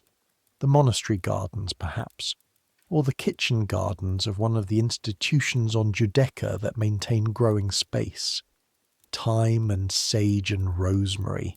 5 soldi, more than you should spend. You buy them anyway. You don't fully know why. There is something about the Acqua Alta, about the cold and the displaced market and the woman with her basket held high, that makes the decision feel correct. You walk, wade, in 2 spots, back to the gondola. Costanza is already in the kitchen when you arrive at the Morosini, which is Costanza in her natural state, because Costanza appears to have no other state. The kitchen is warm, the fire lit early, the heat it produces a specific gift this morning, and the smell of it is onion and stock and something baking in the brick oven to the right of the fireplace. A bread smell with egg and butter in it, which is the kind of bread the Morosini family eats, and not the kind you eat. And the difference between the two is a sensory measure of the distance between your lives. She looks at the eels, a full second. Then she looks at you. These are from the back. He showed me the back. A pause during which Costanza reassesses something about the order of the universe. Then she takes the eels and the herbs you hold out without explanation, and she takes them without asking for one, which is its own form of communication. And she sets both on the work table and says, without turning around, "There's bread from yesterday, and there's the fat from the overnight braise in that small pot. Take both. Don't eat in the kitchen. The fat from the overnight braise is in a small earthenware pot, dark inside with the rendered fat from whatever piece of meat the Morosini had last evening. Pork, you think, from the smell, or possibly duck, which is a bird you've only learned to identify by its particular rendered fat smell since coming to Venice, because duck is not a farm animal in Mira, or was not in your experience of Mira. The fat has congealed overnight into something solid and pale gold, with the deeper brown of the cooking liquid settled at the bottom. You take the pot and the bread outside. You sit on the same step as yesterday, feet near the raised water, the Acqua Alta having brought the canal surface close enough to the fondamenta that there's perhaps an inch of clearance between the stone edge and the water this morning. The bread is yesterday's Morosini bread, the better bread, the bread with egg and fat in it, and it has been sliced and it is 1 day old, and it has the particular value of good bread aging in that it has developed a density and a slight exterior dryness that is different from fresh, but not inferior. You break off a piece and drag it through the fat in the pot, animal fat, warm in the body even when cold to the touch, warming in the specific way that fat warms, the slow-burning fuel that your body uses with the efficiency of a body that has learned to get maximum utility from minimum input. The bread absorbs it. The two together, bread and fat, are not elaborate. They are not the kind of food anyone describes in culinary terms. They are the foundation. They are what people have eaten when they need to work, and work requires energy, and energy has to come from somewhere. You eat the whole piece. You eat 3 more pieces after that. You eat until the pot is scraped clean, and the bread is gone, and your stomach has registered something it characterizes as satisfactory. Below your feet, the canal water is higher than yesterday by the width of 4 fingers. The light on it is flat. The sky above Venice this morning is the colour of old pewter, the kind of even grey cloud cover that diffuses the light without removing it, making everything visible but shadowless. The canal reflects the grey sky back up, above and below the same colour. The city floating between 2 skies. A rat crosses the fondamenta 10 feet to your left, moving with the purposeful urgency of an animal that has specific plans and doesn't appreciate the Acqua Alta complicating them. Rats in Venice are a constant and are regarded with the same practical neutrality as the canal water. They exist, they are managed. The cats manage them. The cats are fed or fed themselves on what the city provides. And the whole system maintains a functional equilibrium. When the Acqua Alta comes, the rats displace upward, the same as everyone else. They appear in the higher floors of buildings, in the rooftop passages, in the spaces between the chimneys. Then the water recedes and they return to their regular territories, and the cats reassert their supervision, and the equilibrium re-establishes itself. Everyone in Venice adapts. It's the city's most fundamental competency. The Morosini family's mourning is delayed by the Acqua Alta. The Signora sends word via Costanza that she won't require the gondola until 11, that the Acqua Alta makes her morning visit to the lacemakers on Burano inadvisable, given the state of the lagoon. This gives you time you hadn't expected. 2 hours of not waiting, which is different from waiting in that you can use it. You use it to eat. This is something Taddeo has said many times in the flat manner of his self-evident facts. When you have unexpected time, you eat. You sleep if sleeping is possible, but eating is always the better choice, because sleep can be approximated in 30 minutes, and food takes whatever time it takes, and you never know when the next opportunity will present itself with anything like reliability. The osteria near the Rialto market, the one you bypassed yesterday. It's the one that uses the freshest market stock. They buy at the market every morning, the owner himself carrying the goods back. And in Acqua Alta, it has moved its operations upward. The normal ground-level tables pushed back in the elevated platform at the rear, usually reserved for families, being slightly more private, now serving as the primary eating surface for everyone. You step across the boards at the door, climb the platform's single step, and find a space at the end of the communal bench. The man behind the service counter is a man you know by sight. Piero, 40s, with a kind of face that has spent many years in wood smoke, and has accepted the texture this produces. He and you have exchanged perhaps 30 words in 6 months of occasional patronage. He nods. You nod. This is sufficient.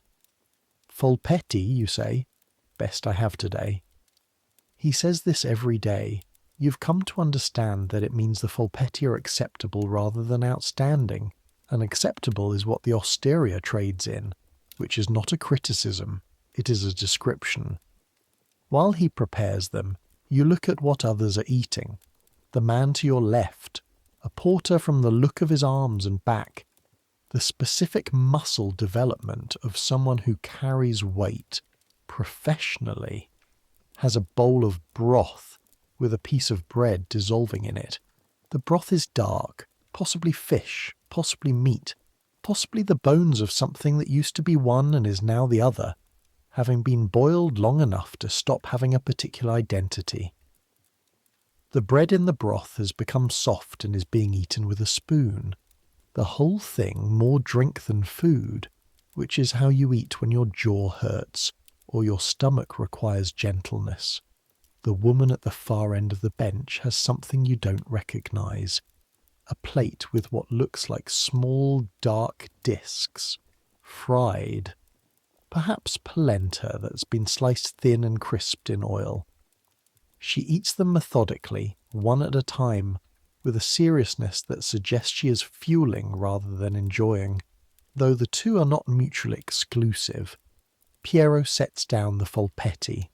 A plate, 8 of them, a wedge of lemon sitting beside them, a small scatter of parsley, and beside the plate, a piece of bread that is this morning's bread, still with some give in the crust. You eat the first folpo whole, the shell. If shell is the word, it is more skin than shell. The thin membrane of the octopus gives way cleanly between your teeth. The flesh inside is dense and slightly resistant, not rubbery today, done correctly, the boiling time calibrated by long practice. The ink that stains your fingers is warm from the cooking. The flavour is the lagoon itself at its most direct, mineral and oceanic and slightly sweet, the sweetness of the flesh that the lagoon has fed all season. The lemon. You squeeze it over everything. The acid does something the Folpetti need, cuts through the richness of the ink, brightens the mineral note, lifts the whole thing so that you can taste each element separately rather than as one dark combined mass. The lemon is from somewhere south, Sicily or the southern Veneto groves, carried north in crates, the bright yellow of it a foreign colour in this pewter October morning. It cost extra, and you pay extra, because the lemon is the thing that makes the Folpetti what they are rather than merely what they are. There is an ombre on the counter when you look up. Piero has set it there without being asked. You didn't order it. You regard it for a moment. Then regard Piero, who's attending to something else with complete innocence. The wine costs 2 soldi. You have 2 soldi. The calculus is not complicated. You drink the wine while you finish the last of the Folpetti and the bread, and the wine is cold and slightly wrong, in the way that cheap wine in Venice is always slightly wrong, thin at the edges and sharp at the back, but it is wet and it is the temperature of the morning, and it does what it is supposed to do, which is provide warmth of the specific internal kind that nothing else in the cold of an Acqua Alta morning provides. You leave the money on the counter. You leave without additional ceremony. This is how the osteria works. You're not a guest. You're a customer at the functional level of transaction, and the transaction is complete when the money is left, and anything beyond that would be theatre neither you nor Piero has time for this morning. Back to the gondola. 11 o'clock for the Morosini. In the intervening time you do something you sometimes do when the hours allow. You row. Not for a passenger, not on an errand, not toward any particular destination. You row through the Acqua Alta Venice with the purpose of knowing it. This is Taddeo's instruction carried into practice. Know the water when it changes. Know it in the dark and in the flood and in the fog. Your knowledge of this water is the only thing between you and the canal making a decision for you. You row. The smaller canals in Acqua Alta are changed in specific ways. Channels that are 2 feet deep at normal water are 2 feet 6 inches today, and the additional depth changes the current's behaviour. It runs faster in some places, slower in others. The physics of water in motion through constrained spaces producing counterintuitive results in the Acqua Alta that don't apply in normal conditions. A canal that runs left to right at a particular speed on a normal morning might run faster or slower or develop a back eddy near a corner this morning, depending on how the increased volume interacts with the channel's geometry.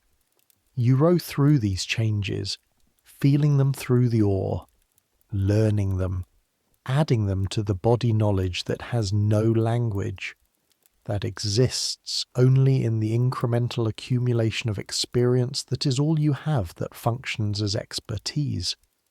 A canal near the Frari that you use regularly has a bridge at its south end, a low bridge, one of the old ones, the stone worn smooth by centuries of water and weather.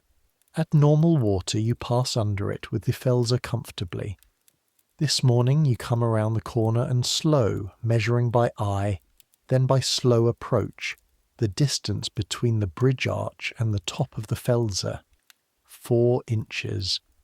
You pass under slowly, or barely moving, using the current's momentum rather than your own force. The felsi clears by the width of 3 fingers. You feel the shadow of the arch pass over you, and then the light is there again, and you are through. 4 inches. You'll remember 4 inches for this bridge at this water level. You'll store it in the same place you store all the other measurements, the bridge-by-bridge catalogue of clearances and currents, and the specific behaviour of the Grand Canal at each season. On the far side of the bridge, tied to a ring on the fondamenta, there is a market boat selling vegetables, radicchio and cabbages and the last of the season's pumpkins, orange and enormous, sitting in the water of the boat's bilge like a small landmass in a very small sea. The woman running the boat is in her 50s, wrapped in a wool shawl over a dark dress, and she is doing what all the market people are doing this morning, continuing. The Acqua Alta has not stopped anything. It has made everything harder and slightly wetter and more expensive in terms of time and energy, and it has not stopped anything. You buy a single pumpkin, small relative to the others, able to fit under your arm. You pay 2 soldi. You carry it back to the Morosini kitchen, give it to Costanza, who receives this without surprise, as though pumpkin was what she was waiting for and she knew you would provide it. You row out again with 40 minutes still before 11. Here is what I want to tell you about Venice's food economy, specifically the part that is most important and most invisible. In a city with no agricultural land of its own, built on islands separated from the mainland by a lagoon, every food purchase is a small act of logistics. Every vegetable, every grain, every piece of fruit that enters Venice has been loaded onto a boat somewhere on the mainland and rowed, or sailed across the lagoon and unloaded at one of the market landings and carried, by hand, by porter, by the small boats that navigate the inner canals, to wherever it ends up. There is no cart delivery in Venice. There are no horses. There are no roads. Everything moves by water or by human muscle. This means 2 things. First, fresh food in Venice is more expensive than fresh food in comparable mainland cities, because the transport adds cost to everything. The radicchio you bought from the market boat represents radicchio plus the labour of the man who grew it on the mainland. plus the labour of the person who loaded it onto a boat, plus the labour of the person who rowed or sailed it across the lagoon, plus the labour of the vendor who sold it from a market boat this morning. Every hand that touched the radicchio between the soil and your table added a small claim to its price. Second, because fresh food is expensive and difficult, and the supply is intermittent. Weather grounds the boats, acqua alta disrupts the market, winter reduces the mainland supply, wars and blockades in the Adriatic cut the import routes. Venice has developed, over 12 centuries, the most sophisticated culture of preserved and long-lasting food in northern Italy. Baccalà and stoccafisso because they last for months. Sardi and sour because they last for days. Dried beans and dried peas and dried lentils because they last for years. Hard cheese from the mainland because it travels and keeps. Wine because it keeps better than water. Dried herbs because fresh herbs wilt. Vinegar because it never goes off. The cuisine of Venice is preserved food elevated to art by necessity. The flavour vocabulary of Venice, sour, salt, sweet, umami, pungent, smoky, is the flavour vocabulary of things that have been preserved, transformed by their preservation into something different from their raw form, cooked back to life by people who understand that reconstitution is its own kind of creation. This is why the muesh in their egg bath. This is why the baccalà soaked for 2 days. This is why the serde and sour sits for a day before eating. This is why the polenta is cooked long and slow and kept warm in a copper pot that is never fully emptied before more is added. Patience applied to necessity. Time used as an ingredient. In your 2 years in Venice, you have absorbed this philosophy without naming it. You make decisions about food, when to eat, what to eat, how much to spend, with the unconscious calculus of someone who understands that food is logistics before it is pleasure, that the eating is the conclusion of a supply chain that began on the mainland or in the lagoon or in the North Atlantic, and that your position at the end of that chain requires you to be practical about what you receive. You are not always practical. The lemon on the Folpetti this morning, the pumpkin for Costanza, the thyme and sage and rosemary from the woman with the basket held high. These are not entirely practical decisions. They are the decisions of someone who is beginning, just beginning, at the edge of it, to understand that food is also something else. That the smoking oil and the sealed sardine and the depth of flavour in a pasta e fagioli cooked long and slow with a real bone are not incidental to the act of eating, but are constitutive of it. Taddeo said, "Don't think too hard about the food." He said this about the provenance, about the canal water and the Rialto floor, and the chain of custody between the lagoon and the osteria. This is correct advice about certain kinds of thinking. He didn't say, "Don't think at all," 11 o'clock. The acqua alta is holding steady. The sirocco wind from the south has maintained its pressure, and the water has not begun to recede. The signora's morning visit to Burano remains inadvisable. The afternoon visit to the Doge's reception, however, which the family's been anticipating for a week, is not inadvisable. The Doge's palace is on the Piazza San Marco, and the piazza in Acqua Alta is famously navigable. The passerelle walkway is elevated across the flooded square, the palace itself being a substantial building whose ground floor regularly accommodates several inches of canal water and has done so for 4 centuries without evident structural complaint. Costanza brings this information to you with the brisk efficiency she uses for everything. The family will require the gondola at 2, both the Signora and the Signore Morosini. Formal dress occasion. You will wear the good jacket. The livery jacket, dark blue with the Morosini crest worked in silver thread at the breast, which lives on a hook in the provisioning room and is taken down for occasions that require it, and you will not be late, and you will not be seen eating on the gondola. You regard the livery jacket. It was made for a gondolier larger than you. The previous gondolier in Morosini service was broader in the shoulder, and the jacket acknowledges this with the particular indignity of a garment that fits across the chest and pools at the back. You've been wearing it for 2 years. It is simply the jacket you wear for formal occasions, and what it communicates about your physical dimensions is not information you have the option to manage. You put it on, but it does what it does. At 1:30 you eat again. This is the calculation. The formal evening fare at the Doge's reception could last until 10 or later. Once on duty you don't eat. Once in the livery jacket especially you don't eat, because eating in the livery jacket tends to produce evidence that persists.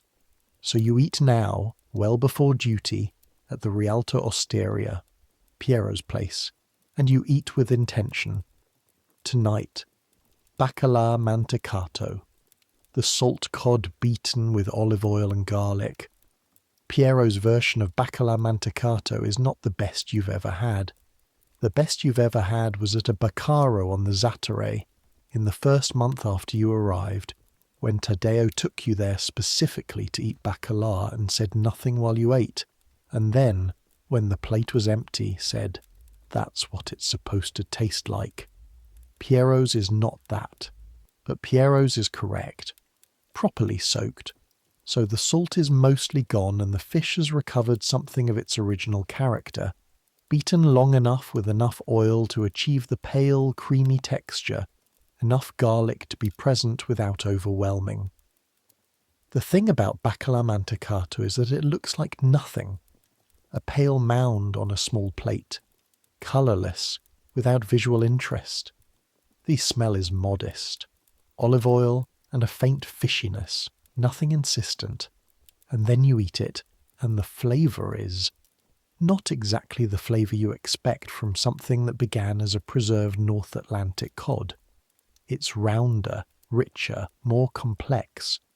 The long soaking and the beating have transformed the fish into something that shares only a genetic relationship with its salted origin, something that the process of preservation and reconstitution has made into a third thing distinct from both raw cod and salt cod. This too is Venetian cooking, the alchemy of transformation. The ingredients are humble, the process is time and labour and knowledge. The result is beyond what the ingredients would suggest. You eat the bacala mantecato with bread that is today's bread. Piero has a sauce for fresh bread in the morning, from a baker in Campo San Polo, and the bread in the morning is soft and the bread in the afternoon is not soft but is not yet architecture. And you eat all of it, and you do not leave anything on the plate. Then you go collect the Morosini family. The journey to the Doge's palace is the Grand Canal at its most formal. This is the main artery of the city, lined with the most elaborate palaces in Venice, the Ca' d'Oro, the Ca' Pesaro, the Ca' Foscari, each one a statement of accumulated wealth, made permanent in stone and marble. You've rode this route perhaps 200 times, and you know every building, every turn, every dock and fondamenta, but you don't know them as a tourist knows them, or as an art historian knows them. You know them as physical facts. The distance between the Sadora landing and the next ferry crossing, the current around the bend at San Silvestro, the position of the submerged step at the Palazzo Grimani landing that catches out everyone except the gondoliers who were told about it by the gondoliers who discovered it by stepping on it. The Signore Morosini boards without speaking. He is 55, patrician in every sense of that word, wearing a wig that cost as much as your annual income, and a coat of dark green silk that cost more. He sits in the felze and the curtains close, and he and his wife occupy the private space of the enclosed cabin, and you row. In the Acqua Alta Gran Canal there are other formal gondolas making similar journeys. The Doge's reception draws the nobility of Venice, which means the Grand Canal at 2 o'clock is a procession of black gondolas carrying people in green and gold and crimson silk, moving in the same direction, each gondolier navigating around the others with the professional courtesy of people who understand that an incident on the way to a Doge's reception reflects on everyone. You navigate. You do not look at the passengers in the other gondolas. You do not make eye contact with the other gondoliers in anything other than the brief functional acknowledgements of trajectory coordination. You row, and the Grand Canal unfolds beneath your oar, and Venice goes past on both sides in all its complicated glory. The approach to Piazza San Marco from the water is, even after 2 years, even having made this approach dozens of times, something. The bacino opens up before you, the wide basin of water in front of the city's face, and the city's face is the Doge's palace and the Campanile, and the 2 columns of San Marco and Sant'Odaro, and behind them the domes of the basilica, and the whole of it is reflected in the bacino below, and in Acqua Alta the reflection is higher up the stonework than usual, the water having claimed a few extra inches of the marble and brick, the city looking as though it is in the process of being slowly lowered into the sea, which in a geological sense it is. This is a fact that Venice knows and doesn't discuss. You dock at the palace landing. The signore and signora disembark with the practised grace of their class. They move up the steps. The lower steps are in water today, but there are boards. There are always boards. And into the palace. The doors close behind them. You wait. The waiting area for gondoliers outside the Doge's palace during a formal reception is a specific social space. 15, 20 gondolas. They're gondoliers in various states of livery, some better fitted than yours, some worse. The conversation is quieter here than at San Marco. The proximity of the palace imposes a certain restraint, but it exists in the low murmur of men who've been waiting for wealthy passengers for their entire professional lives and have developed the ability to pass time efficiently. Here you hear things you don't hear elsewhere. News travels through the gondolier network with remarkable efficiency, because gondoliers are the transportation of Venice, and transportation knows what's moving. You hear that a merchant from the Rialto is moving his business to Padua, which means his gondolier is looking for new employment. You hear that the price of sardines will rise because the Chioggia fleet had a poor week. You hear that the Morosini family, the older branch, not yours, a different Morosini, is having financial difficulties that are visible in the reduced quality of their kitchen provisioning, which the kitchen supplier has remarked on to the market vendor, who serves the gondolier waiting area with ombra at reduced prices. This last piece of information interests you not because of the Morosini's financial difficulties, which are not your Morosini and not your concern, but because of what it reveals about the information network. The kitchen's reduced provisioning is visible to the supplier, who mentions it to the vendor, who mentions it to the gondoliers, who in a city this small and this interconnected will mention it to someone who knows someone connected to the other Morosini, who will hear it eventually. Nothing stays private in Venice. The canals carry information the same way they carry everything else. You eat nothing while you wait. You carry nothing to eat. You are in the livery jacket and formal gondolier's position, and eating in this context is not done. The hunger that begins to build around 5 o'clock, your body processing the afternoon's bacala mantecato, requesting a follow-on delivery is acknowledged and set aside. The body knows how to wait. You've taught it. The reception concludes at 8. The signore and signora emerge, the signora's expression suggesting the evening be satisfactory, the signore's expression suggesting he is tired in the way that people who have been performing social obligation for 6 hours are tired. They board, you row. The Grand Canal at night, in aqua alta, with the torchlights of the palaces reflected in water that is 4 inches higher than normal, is a specific and unrepeatable thing. The reflections are longer and broader, the additional water giving the light more surface to work with. The darkness between the light patches is deeper by contrast. The sound of your oar in the water is the loudest sound in the canal at this hour, in the narrow channels between the palaces. The Morosini dock. The family disembarks.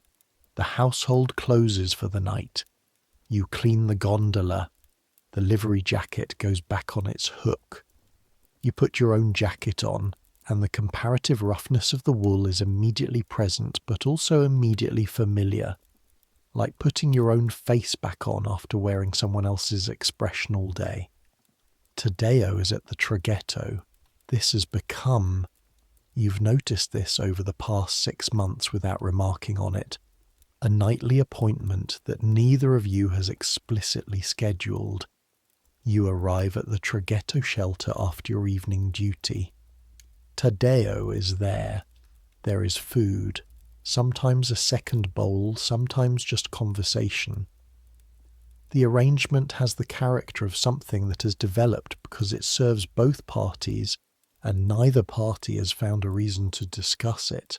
Tonight Taddeo has eel.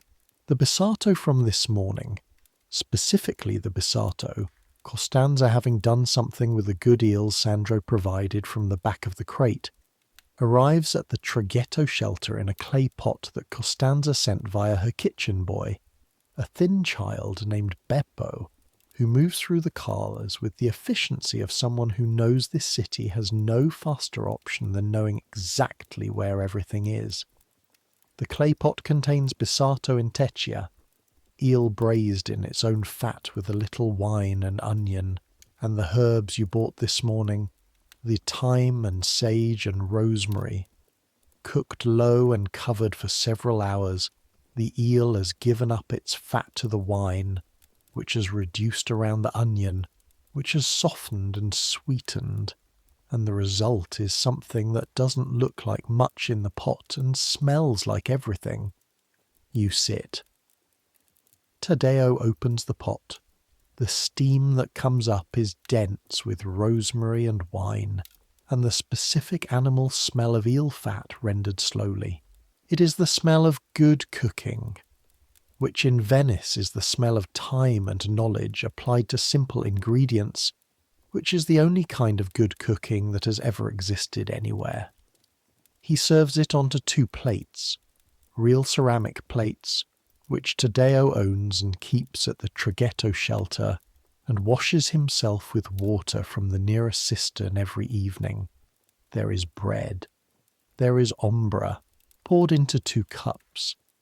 There is, from somewhere, a small piece of hard cheese from the mainland, the kind that comes in wheels and ages for months and arrives at the Rialto in the last stage of its journey, crumbling at the edge and firm at the centre. You eat the eel first. It comes apart from the bone in pieces, the bissato braised until it gives way, the flesh dense but yielding, the fat that is rendered into the wine coating everything. The rosemary and sage are there, deepened by the hours of cooking into something that is less herb-specific and more collectively autumnal, the herbs of the season providing the season's flavour. The onion has disappeared into the sauce, its flavour present throughout without its texture being identifiable. The wine, cheap, the same ombra wine, has become something different from wine through the cooking process. its rough edges smoothed and its acidity redirected. The bones in the eel are small, fine pin bones, familiar if you know to expect them, potentially alarming if you don't. You navigate them without thought, the way you navigate the canal's submerged geography. You know where they are.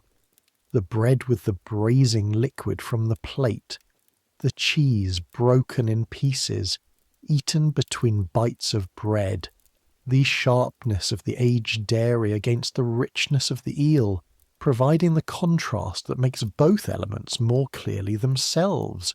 This is not an elegant meal. There is no tablecloth. There are no candles. Taddeo has a small oil lamp that produces enough light to see the food and each other and nothing more.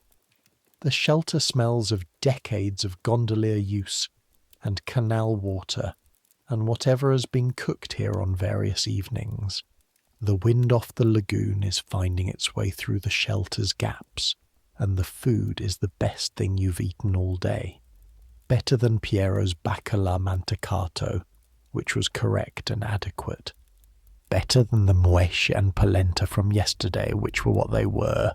Better than anything, because Costanza did something with the herbs and the wine and the good eels from the back of Sandro's crate that elevated the ingredients without disguising them, and because you are cold and tired and hungry in the specific way that follows a long day of physical work in Acqua Alta, and because sitting across from Taddeo in this shelter eating food from a clay pot sent by Costanza, who received eels that Sandro kept in the back, which you accessed because Costanza told you and Sandro accepted because you went earlier. Because all of this is a system, a network of small knowledge and small relationships and small accommodations, and you are part of it, and the meal is the evidence. Good, Taddeo says, after a long silence during which both of you have been eating. He doesn't specify what is good. He doesn't need to. Costanza knows what she's doing with the assato, you say. Costanza knows what she's doing with everything. He eats for a moment. She was cooking in that kitchen before the Signore's father was born. She'll be cooking there after his children have children. There's something in this that you've been thinking about without quite thinking about it. The permanence of the kitchen people. Costanza, Sandro, the woman with the herbs, Piero at the osteria, against the relative impermanence of the noble families they serve. Families rise and fall. The Morosini branch you work for is doing well right now, but Venice's history is full of patrician families that reached their peak in one century and were gone by the next. The kitchen remains. The cook remains.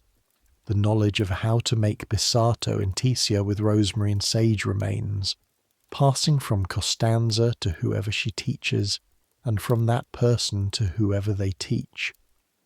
How long have you been working the canal, you ask Taddeo. He considers. Since I was 11. My uncle taught me, same way I'm teaching you. How old was your uncle when he died? 61. Rowing until the month before. A pause. He died in the boat, working a late fare. His heart stopped somewhere between San Polo and the Rialto. The passengers found him slumped over the oar when they arrived. You process this. That's the gondolier life. He says it without inflection, neither pride nor grief, just statement.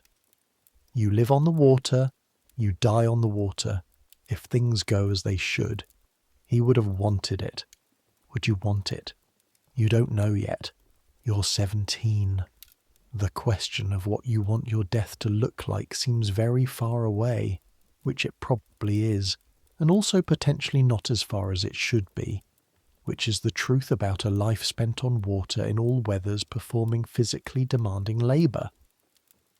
The Acqua Alta is receding, Taddeo says, looking at the canal beside the shelter. You look too. He's right.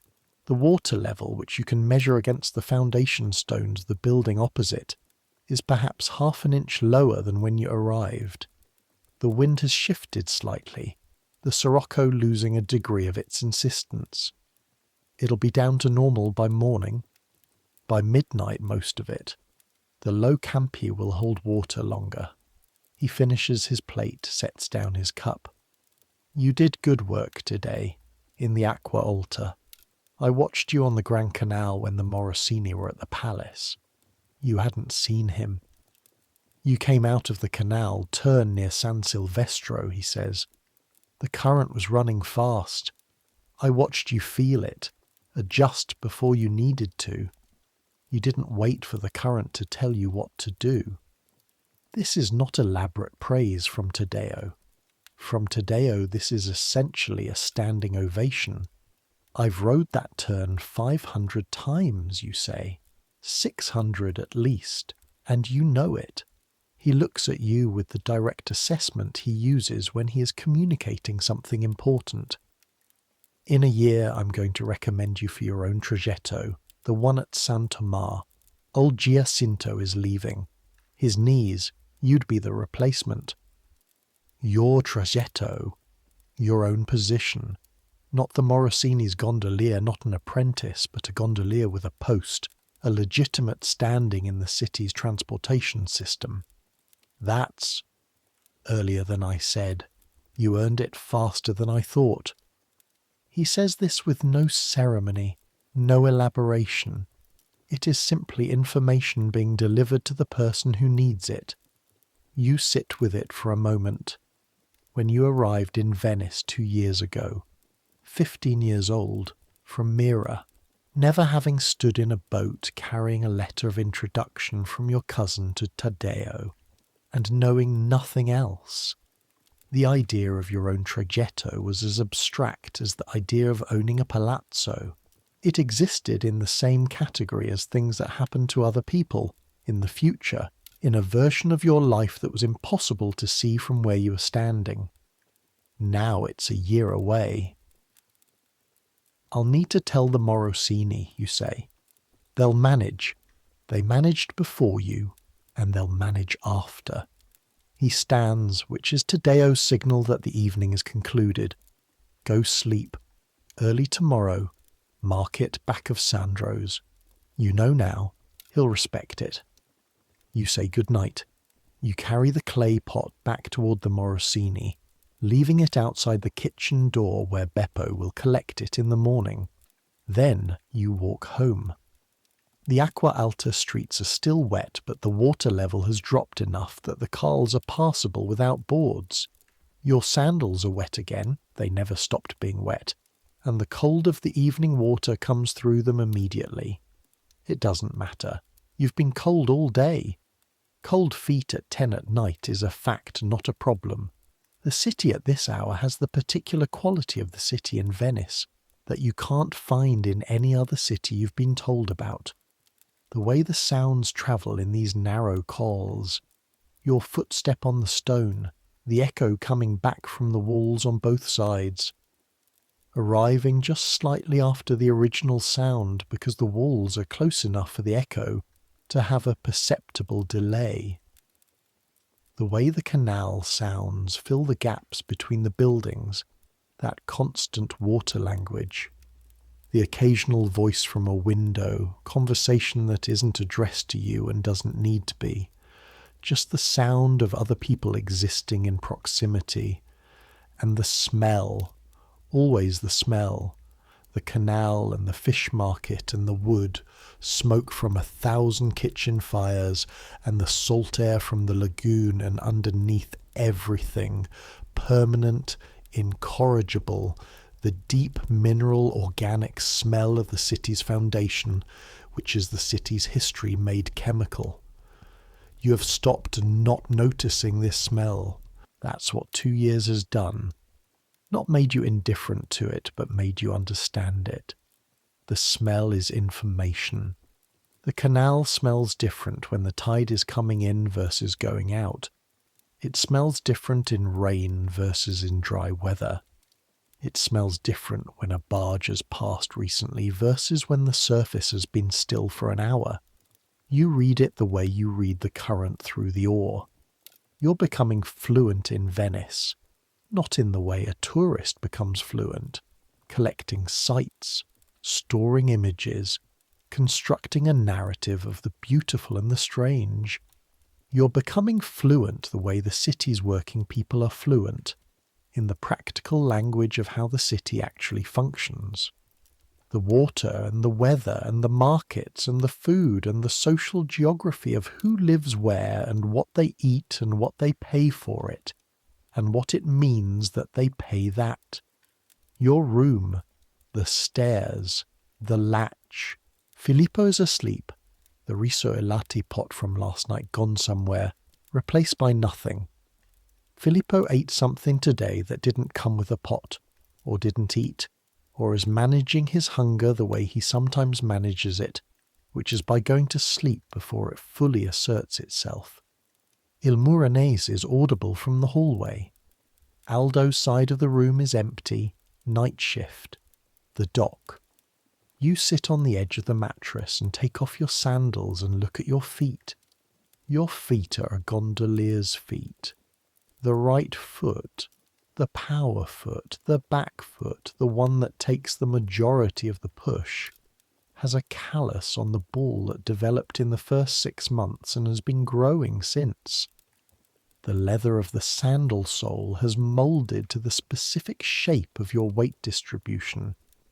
The toes have a slight outward curl from years of gripping the deck through the sandal sole when the canal's motion requires stability. Gondolier feet are so specific that experienced gondoliers can identify each other's profession by the foot.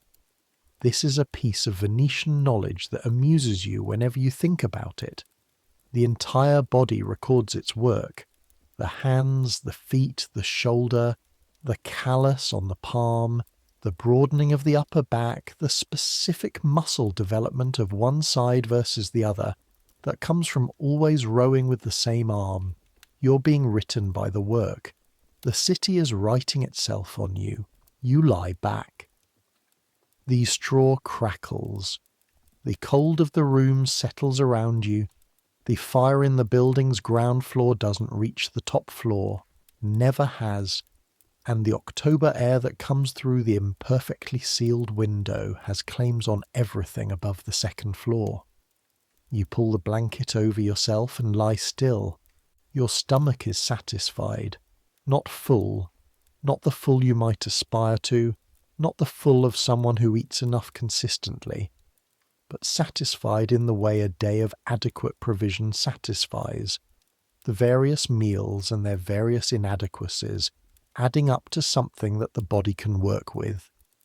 Grey polenta and boiled fish yesterday evening, bean soup and marrow bone this morning, polpetti with lemon at the Rialto Osteria, bacala mantecato in the afternoon, and the bissato in Tetsia tonight, with the herbs and the wine and the onion and Costanza's knowledge of what the good eels from the back of Sandro's crate require. Warm enough, fed enough, safe enough. The sounds of Venice come up through the stone and the wood and the straw. The canal below, receding now, the acqua alta withdrawing, the water finding its normal level with the patient inevitability of water finding its level, makes the sound it makes, the low, continuous report of water against the city's foundations. Tomorrow, the traghetto. The market before 5. Sandro's back crate acknowledged now, the education of going earlier having been received and applied. Taddeo's recommendation in a year. 3 years from now, your own traghetto at San Tomás. 5 years from now, regular clients. 10 years. The arithmetic of the gondolier life extending outward into a future that is real now, in a way it wasn't yesterday. You're making something here, not quickly, not obviously, in the incremental accumulation of days, one grey polenta morning at a time, one acqua alta navigation at a time, one negotiation with Sandro at a time. In the slow accretion of knowledge that has no language, the bridge clearances, the current at San Silvestro, the the smoking oil and the sealed sardine and the difference between the good Bassato and the small Bassato and the reason it matters. In 10 years, if you haven't drowned or done something stupid, you'll have a room of your own. You'll have food that doesn't come from the back shelf under sufferance. You'll have, not comfort exactly, not the comfort of the Morosini family in their 400-year-old palazzo, but adequacy with some dignity. The floor ceiling of what the gondolier life offers, reached by patience and skill and the willingness to go earlier in the morning. You're 17. 10 years is more than half your life again. It's also not forever. From somewhere across the rooftops, a church bell marks the hour. You're too tired to count. It doesn't matter which church. They all agree that time is passing. The Acqua Alta has mostly withdrawn now. The canals are returning to their ordinary level, the extra water sliding back through the channels into the lagoon releasing it slowly into the Adriatic under the changing pressure of the wind.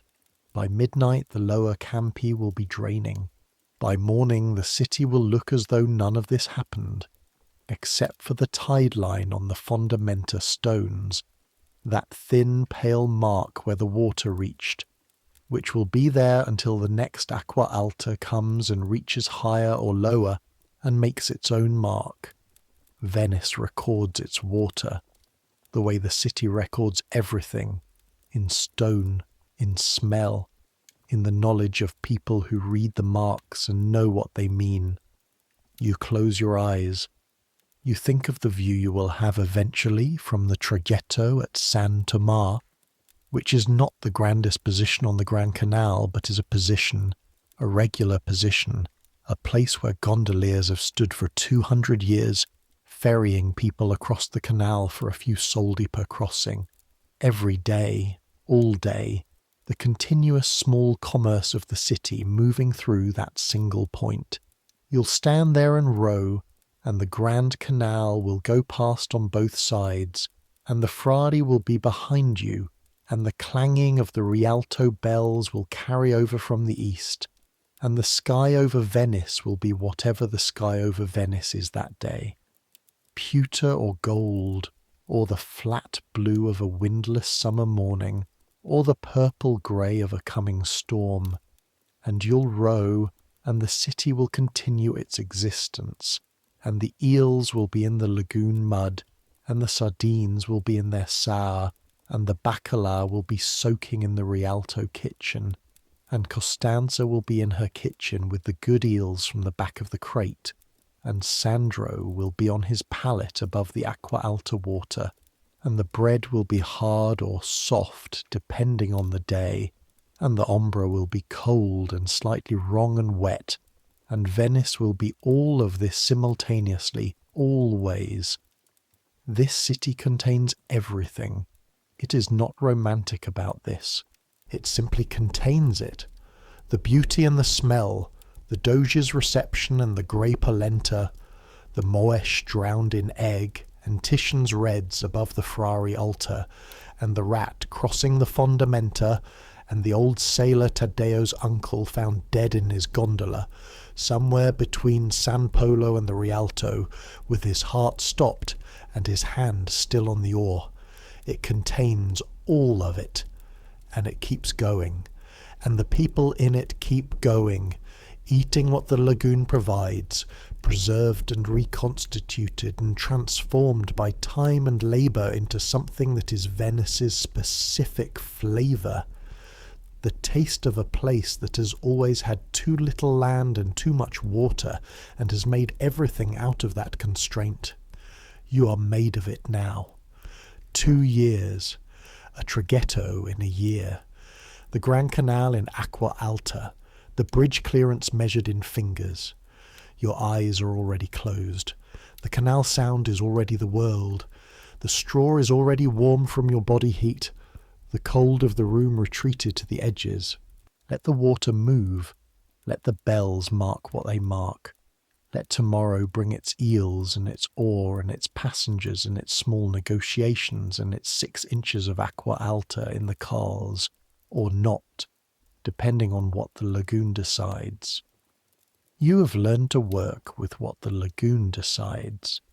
There's an old woman on Giudecca, or there was, Taddeo told you years ago, who fried sardines on a flat stone in the middle of the campo, smoked the oil until the moment before burning, dropped the fish in, and the flesh sealed instantly, all the fat staying inside.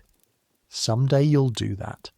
You'll have a stone and a fire and oil and sardines and the knowledge, and you'll try to make what Taddeo described the best he ever had, the thing he couldn't fully name, and you'll probably get it wrong the first time, and the second time, and eventually through the repetition that is the only way anything is actually learned, not explained, not described, but done and done and done again until the doing becomes knowing, you'll get it right. That's the arrangement. That's the deal this city offers. You accepted it 2 years ago without knowing you were accepting it. You're still accepting it. Morning by morning, bowl by bowl, bridge by bridge. Warm enough, fed enough, safe enough. The canal breathes. The century keeps its account. Centuries from now this city will still be here, listing and settling and flooding and recovering, the foundations giving way to the mud by millimeters across generations. The tourists will come in such numbers that the city will struggle to manage them, and the gondoliers will charge in a currency that doesn't exist yet for a ride that will cost what seems to you an impossible fortune. The Paceria will still smell of 700 years of fish, the which will be sold in October, still prepared the way they've always been prepared, the whole thing eaten, nothing wasted. The bacala will be on every Baccaro menu. The sardi in sale will be in the Sicchetti bars, and somewhere in those Baccari, a person from another time and another country will put a piece of sard in sale in their mouth and not know why it tastes like something they've always known. Why it tastes like comfort that belongs to someone else's history, but has somehow become theirs. Why it tastes like a canal at 4 a.m. and a cold fondamenta step, and an eel that's been fat all summer in the lagoon mud. Because it is those things, it always was. It's you, eating standing at a counter in the rain in 1726, your hands smelling of ink from the folpetti and iron from the canal, and the oar handle worn smooth in the exact shape of your palm. It's the city's continuous instruction in how to survive its own existence. Let the sound come. Let the water take its level. Let the morning find you when it's ready. You've earned this rest. Every aching muscle has earned it. Every cold footstep on the wet stone. Every bridge calculated. Every current read.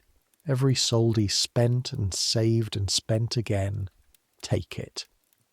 Sleep the way Marco Bortoluzzi slept, 17 years old, on a straw mattress in a room with 3 other men in a building listing slightly to the left, in a city floating on 12 centuries of its own accumulated history.